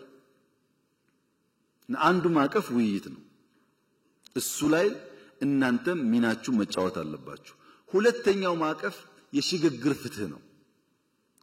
ተበድያለሁ፣ ተገድያለሁ፣ ተቀምቻለሁ፣ ተጎድቻለሁ ብዙ ሮሮ ስላለ አላየንም አልሰማንም ብለን ከምንዘጋ የሽግግር ፍትህ ብናበጅ በየጊዜው የተጎዱ ሰዎች ካሉ በይቅርታም በሽግግር ፍትህም ቢታይላቸው ለአንዴና ለመጨረሻ ጊዜ የትናንትናው ታሪክ ፋይል ዘግተን መማሪያ ብቻ አድርገን ወደፊት ለመንደርደር ያግዘናል እና የሽግግር ፍትህ እናበጅ። እንወያይ ብቻ አይደለም፣ ቁስል ባለበትም ፍትህ እናረጋግጥ። ሶስተኛው ማዕቀፍ በርካታ ሰዎች አኩርፈው ጫካ ገብተዋል። በኢትዮጵያ ሕገ መንግስት መሰረት በትጥቅ ለስልጣን መታገል ሕገ ወጥ ነው፣ አይፈቀድም። ሕገ ወጥ ነውና በሕግ ማስከበር ብቻ እንሂድ ካል ስለማያዋጣ ዲዲአር እናርግ። የታጠቁ ሰዎች በተሐድሶ ትጥቃቸውን ፈተው በሙያቸው ሰርተው ወደሚኖሩበት ስርዓት እንመልሳቸው። ከትግራይም ይሁን ከኦሮሚያ ከአማራም ይሁን ከቤኒሻንጉል ብለን ዲዲአር አበጀን። ኮሚሽን ተቋቋም ነው። ይሄ ኮሚሽን ስራው የታጠቁ ያኮረፉ ሰዎች አወያይቶ የሽግግር ፍትህ አረጋግጦ ወደ ቀያቸው መልሶ ሰላማዊ ህይወት እንዲኖሩ ማድረግ አለብን። አራተኛው ማዕቀፍ ይሄ ሁሉ ቢሰራ ኢኮኖሚክ ሪፎርም ካላደረግን ኢኮኖሚክ ስብራት እያለ ዘላቂ ሰላም ልናመጣ አንችልም። ሪፎርሙ ደግሞ እንደከዚህ ቀደሙ ግብርና መር ብንለው አያዋጣም። ብዝሃ ዘርፍ መሆን አለበት። ግብርናም፣ ኢንዱስትሪም፣ ማይኒንግም፣ ቱሪዝምም፣ አይሲቲም በሁሉም ዘርፍ ካልተንቀሳቀስን አንድ በአንድ አንደርስም ብለን ግብርና ላይ እንዳላችሁት እኮ ነው። የኢትዮጵያ ግብርና በኩታ ገጠም በማዳበሪያ አቅርቦት ስፋት በኢሪጌሽን በአመት ሁለቴ በማምረት ገና ብዙ ስራ ይጠበቅብንም የሚጨበጥ የሚታይ ለውጥ መጥቷል። መካድ አይቻልም። በቡና በስንዴ በሩዝ መጥቷል። ገና ግን ብዙ ስራ ይጠበቅብናል። ጥያቄ የለውም። እሱ ያልታረሰ ቦታ ሰፊ አለን፣ ውሃ አለን። በስፋት በኩታ ገጠም በማሽነሪስ ምርታማነት ማሳደግ አለብን። ጅማሮ ግን ተስፋ ሰጪ ነው። በኢንዱስትሪም እንደዚሁ ነው። በቱሪዝም ትናንት እንዳያችሁት ነው። በጣም በርካታ ስራ ተሰርቷል። በአይሲቲም ተሞክሯል እንደዚሁ። ማይኒንግ ከዚህ ቀደም የተዘነጋ ሴክተር ነው። በዚህ አመት ለመጀመሪያ ጊዜ ላለፉት ብዙ አስርተ ዓመታት በኢትዮጵያ ውስጥ ነምበር 1 ኤክስፖርት ቡና ነው። ከቡና ቀጥሎ ያሉት ተደምረው ወደ ቡና አይጠጉም። ዘንድሮ ግን በኢትዮጵያ ኤክስፖርት አንደኛው ወርቅ ነው። እዚህ ማይኒንግ ያስፈልጋል ማለታችን ሰርቷል ማለት ነው።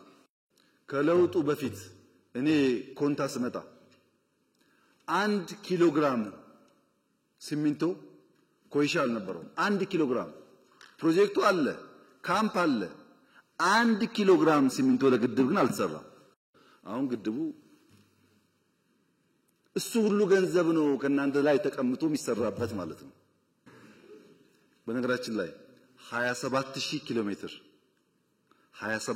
ሜትር አስፋልት ኮንክሪት ኮንትራክት ነው ያለው ኢትዮጵያ ውስጥ። ምንም ሳልጨምር 1.5 ትሪሊየን ብር ጠይቀውኛል። 1.5 ትሪሊየን የኢትዮጵያ አጠቃላይ በጀት 2 ትሪሊየን ነው። 1.5 መንገድ ጠይቋል። በጣም ሰፊ ቦታ መንገድ ስራ አለ። ችግሩ ምንድነው? ጥራት የለም፣ ሌባ ብዙ ነው እንደምታውቁት፣ ሲሚንቶ ይሰርቃል፣ ያይሰርቃል፣ ችግሮች አሉ። እንደ መንግስት ግን በጣም ትልቅ ሪሶርስ ነው ያለው። ግድቦች ነግሬያቸዋለሁ። በኢትዮጵያ ትልቁን አየር መንገድ ለመገንባት እየሰራ መሆኑን ታውቃላችሁ። these are foundational ስራዎች። ይሄን ግን ተውት። ድሮ ነበረ ከሚባል ስራ 2-3 ላንሳላችሁ። ለምሳሌ ከአዲስ አበባ ጅቡቲ ባቡር ነበር ተሰርቷል ከለውጡ በፊት ታውቃላችሁ።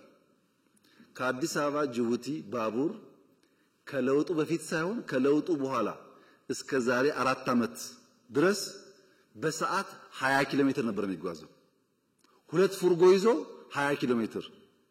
የምታውቁት ታውቃላችሁ ከዚህ የመጣችሁ አሁን እንደምንም 60 አድርሰነዋል 60 ኪሎ ሜትር ፐር አወር ፉርጎም ጨምሯል ገና ይቀራል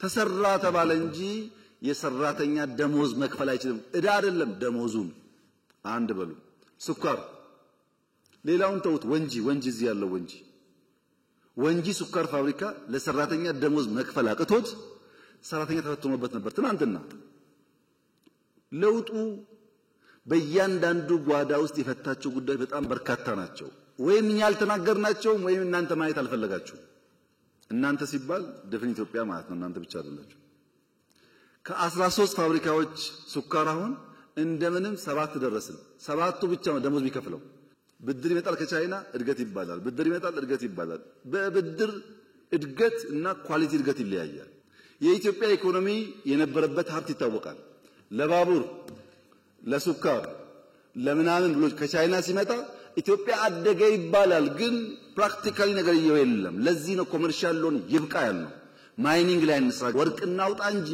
ከቻይና ብር ያመጣን 10% ድራማ ነው አይሰራም ነው ያልነው እንደ መንግስት አይደለም እንደ ባለቤት ነው ልማት አለ ይሄ ልማት ደግሞ ዓለምን እያስደመመ ነው ያለው ባካችሁ አይናችሁን ግለጡ ዓለም እኮ የተደነቀ ያለው በኢትዮጵያ ስራ ምን ለምን ትገረማላችሁ ኮመርሻል ሎን ሳትወስዱ እዳ እየከፈላችሁ እንዴት ለማላችሁ እኮ ነው ዓለም እያለ ያለው እኛ ያልነው ምንድነው ሀገራችን ነው ሱሙኒም 10 ሳንቲምም ከመምህርም ከውጭም ተሰብስባ ኢትዮጵያን የምትውለው አንድም ሳንቲም እኛ ያያወቀን አትወጣም ምን ለማው ለዚህ ነው ይሄው ያ ስላሴ ቤተ መንግስት እኮ 50 ዓመት ተዘጋ እሳቸው ሞቱ ደርግ 10 ምናምን ዓመት ዘጋ እዚህ ጋር አልፈልግም አለ የፊውዳል ስለሆነ ኢህአደግ 20 ምናምን ዓመት ወይ 30 ዓመት ከኛ ጋር ተደምሮ ዘጋ ከ50 ዓመት በኋላ ሰው አደሰላችሁ ትውልድ ያድሳል ዛሬ ጫካ ብሎ ቢሳደብ ዛሬ ምናምን ችግር የለውም ትውልድ ባያዝ የለውም በእውነት ያየዋል ያኔ ሁሉም ታሪክ ይወጣል ይልቁንስ እኔ ቢሮ ስገባ 59% የኢትዮጵያ ጂዲፒ እዳ ነበር አሁን እኮ የውጭ እዳ 13 አድርሰነዋል አትጠራጠሩ በጥቂት ዓመታት ውስጥ ከ10 በታች ይሆናል እዳ አናውርስም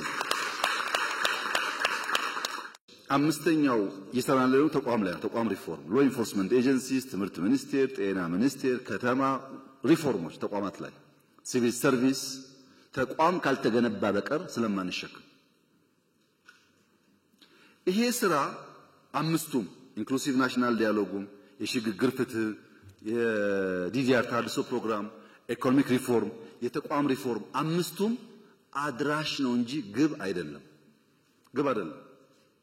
ስንናገር ውለን ብናድር ግብ መሆናችን ተናግረን ከዛ ወደ ልማት እንገባለን ነው ተናግረን ውጊያ እንቀንሳለን ነው እንጂ ንግግር ግብ አይደለም ግብ ነው እንዴ ዲዲአር ግብ እኮ አይደለም ከምንተዋኮስ አብረን እናርሳለን ለማለት ነው እንጂ ግብ አይደለም እነዚህ አምስት ጉዳዮች ማየት ያለባችሁ ልክ አንድ ሰው ትኬት ቆርጦ አሜሪካን ሲጓዝ እንዳለው ስፕሪት ነው አንድ ሰው ትኬት ቆርጦ ወደ አሜሪካ ሲሄድ የሚሰጠው አንድ ወንበር ነው ታውቃላችሁ ሰዓቱ 10 ምናምን ሰዓት ነው በረራው አንድ ወንበር ይሰጠዋል መቀመጫም ነው ከደከመውስ አልጋም ነው መንቀሳቀሻ ቦታ የለም ታውቃላችሁ ትንሽ ቦታ ነው አውሮፕላን ላይ ሰው ቢርበው ምግብ ቢል አንዴ ሁለቴ ይሰጣል ግን ይሰጥ ፈልገህ አይደለም ይሰጣል ታሽጎ ይሰጣል እንጂ ይሄኛውን አልፈልግም ምስር አርግልኝ አይባልም አየር ላይ ይባላል ሽሮ አርግልኝ እንኳን አይባልም ወይ ትበላለህ ወይ ትተዋለህ ለምን የአውሮፕላን ስራ ማድረስ ነው እንጂ እኮ አውሮፕላን በራሱ አገር አይደለም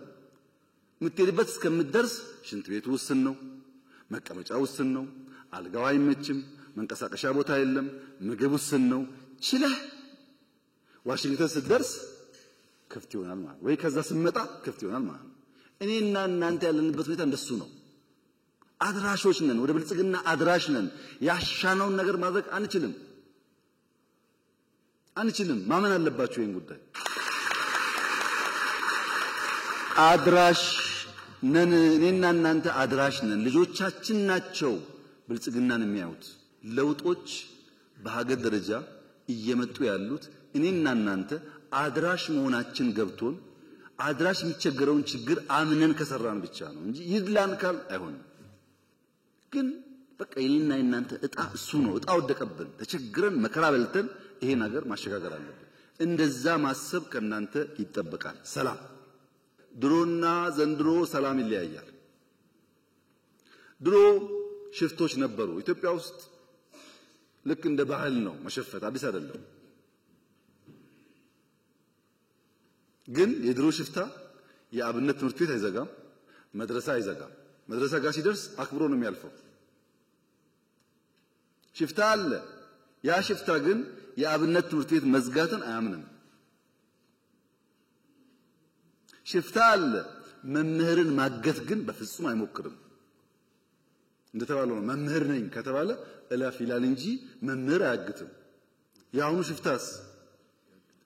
የአሁኑ ሽፍታ መምህር ማገት፣ ትምህርት መዝጋት፣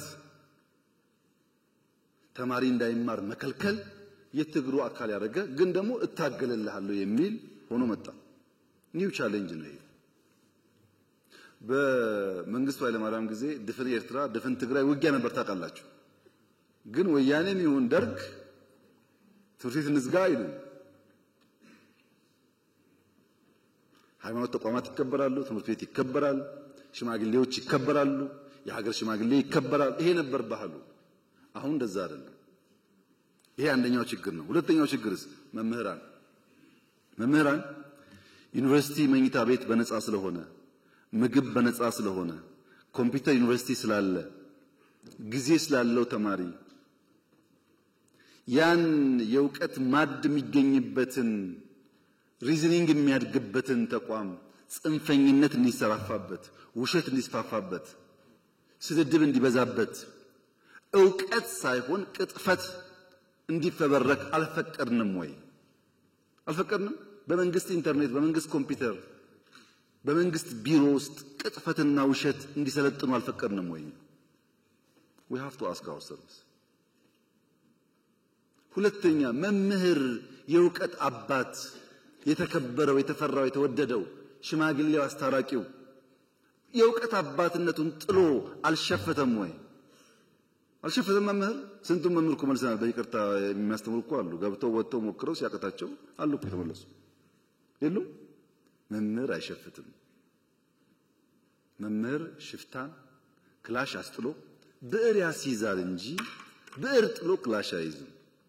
እናንተም ተበላሻችሁ፣ ሽፍታውም ተበላሸ። የተበላሸ ሀገር መሆኑን ማመን ያስፈልጋል። የመጀመሪያው ይሄ ነው። እንዴት እንፍታው ነው አሁን ጥያቄው። እኛ ሶስት መንገድ ነው ያሰብነው። አንደኛው ሰላም ሚኒስቴር አቋቁመን አልነበረም ድሮ።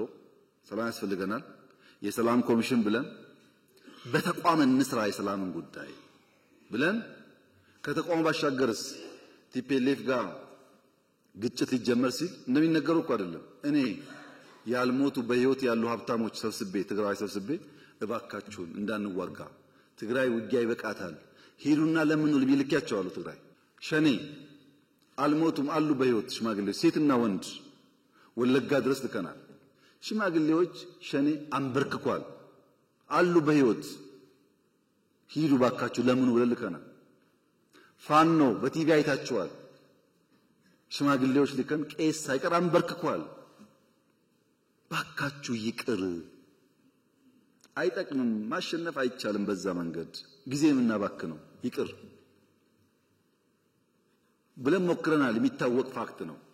አይ ሙከራ ብቻ ነው ደግሞ እንዳይባል በሰላም የሚገቡ ካሉ እጃችን ዘግተን እንቀበል ብለን ለምሳሌ የሌላውን ጊዜ ተውትና ትናንትና ከጉጂ የዛ አካባቢ ኃላፊውና ወታደሮቹ ትናንት ሰጥተዋል እጃቸው በድርድር ትናንትና በየቀኑ 70 80 ምናምን ይሰጣል ከሁሉም ክልል። ቤኒሻንጉል ገብተዋል፣ አፋር ገብተዋል፣ ከአማራ ብዙ ይገባሉ፣ ከኦሮሚያ ይገባሉ። ከሶስት ወር በፊት ደግሞ ታውቃላችሁ እዚህ ሸዋ አካባቢ ምዕራብ ገብተዋል። ክፍት ነው። ገብተዋል ብቻ ነው እንዴ? አይደለም፣ ሹመኞች ናቸው። በኢትዮጵያ ታሪክ ተቃዋሚም ቢሆን ፋይዳ ካለው ዕውቀት ካለው ባሸንፍም አብሬ ልስራ ያለ መንግስት ነው። ከዚህ በላይ ማስተዋል ምን ከየት አመጣለሁ? አርገናል እኮ እነ ሸኔ የገቡ በቅርቡ ከዚህ ከሸዋ አሁን እኮ ኦሮሚያ አመራር እኮ ናቸው። አሁንም የሚጠቅም ነገር ያለው ሰው ከመጣ እኛ ክፍት ነን። ለሱ አይደለም ለኔ አይደለም ለኢትዮጵያ ሲባል ጠቅላይ ሚኒስትርነትሳ እሱ ነው ጸቡ ካላችሁኝ እውነት እላችኋለሁ በሰላማዊ መንገድና በምርጫ እስከሆነ ድረስ ጠቅላይ ሚኒስትር ችግር የለውም። መጥፎም የሆነው እኔ ብቻ ነኝ የምችለው እናንተ አትችሉ ምናምን እሱ ጥሩ አይደለም። ከሱ ውጭ ግን በንግግርና በውይይት ችግር የለም። ሁለተኛው እሱ ነው። ሶስተኛው ሰላም እምቢ አለ አልገባም ብሎ ትምህርት ቤት የሚያዘጋ የሚያግት ካለስ ህግ የማስከበር ስልጣናችን እንታገለዋለን። የታገልነው ነው ያለነው። አትታገሉ እጃችሁ አጣጥፋችሁ ተቀመጡ ካልከን ህዳሴ የሚባል የለም፣ ወጥቶ መግባት የለም። ችግር እኮ ነው። በየቦታው ሽፍታ ሞልቷል። we have to ፋይት እያደረግን ከገባስ እንተዋለን። ለምሳሌ ፕሪቶሪያ እኮ አስደማሚ ድል ነው የኔ ወንድም። መቀሌ በ24 ሰዓት መግባት እንችል ነበር። እያሸነፍን ነው። ያለቀ ጦርነት እኮ ግድ የለም ሰላም ይሻላል። 2 ሰው ቢተርፍ 3 ሰው ቢተርፍ ኢትዮጵያዊ ነው ብለን ፈረምን እንጂ እኮ እያሸነፍን ነበር። ታውቃላችሁ ሁላችሁ ምን ያክል ለሰላም ኮሚትመንት እንዳለን ያሳያል። በሰላማዊ መንገድ የተሻለ ሐሳብ የተሻለ አቅም ይዞ የመጣ ካለስ በደስታ አትጠራጠሩ። እሱ therefore ኢትዮጵያ ውስጥ ሰላም ያስፈልጋል። ለሰላም ማክሲመም እንሰራለን። ሰላም ፈልጎ ለመጣው እጃችንን እንዘረጋለን። ከመጣ በኋላስ የኛ አካል አድርገን አብረን እንሰራለን። ሀገሩ የሱም ጭምር ስለሆነ ወደ እናንተ ሲመጣ 30 ሚሊዮን ገደማ ማህበረሰብ አለ። መምህር፣ ቤተሰቡ፣ ተማሪው ምናምኑ ይሄንን እዳ እንዳይሆን ፍዳ እንዳይሆን ስራ ፈላጊ ስራ ያላችሁት ሳይሆን ስራ ፈጣሪ እንዲሆን ስራ ለማኝ ሳይሆን ለብዙዎች እንጀራ የሚያመጣ እንዲሆን አርጋችሁ መስራት ላይ አስባችሁ ሄዱበት። የእናንተ ተማሪዎች የሚበጃቸውን መምረጥ የሚችሉ መሆን አለባቸው። ሲደመር መምህራን የታሪክ እጥፋት ላይ አብረን የምንሰራ አብረን የምንቆም መሆን አለብን። የታሪክ ጥፋት ላይ መተባበር የለባችሁ። የታሪክ ጥፋት ሞልቷል። እጥፋት እንጂ ጥፋት አያስፈልግም። ጠፋ ሲጠፋ ኖረ። አሁን ደግሞ ያንን ከርቭ እናርገው፣ ኮርሱን እንቀይረው፣ ወደ መልካም እንውሰደው። ለዚህ ደግሞ እንተባበር።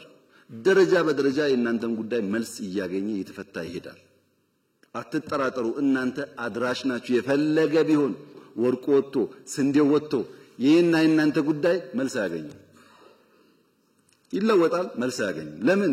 ብዙ የመጣው ቀንበር ልጆቻችን ግን እንዳይከተሉ እናቋርጠው። እዚህ ለዚህ ተባብረን ብንቆም ብንሰራ ኢትዮጵያ ውስጥ ተስፋ አለ። እየመጣ ያለው ጊዜ በጣም እንኳን ለእናንተ ለአፍሪካም ተስፋ የሚሆን ነው። ዘንድሮ ኢትዮጵያ ቢያንስ 10% አድርጋለች። ይሄ እኔ ሳይሆን የኢንተርናሽናል ተቋማት ግምት ነው። ይሄ እድገቷ ግን ኳሊቲ ግሮዝ ነው፣ በብድር አይደለም። እና መምህራን የእውቀት አባት የሀገር አባት የኛ አባት ናችሁ። አመሰግናለሁ።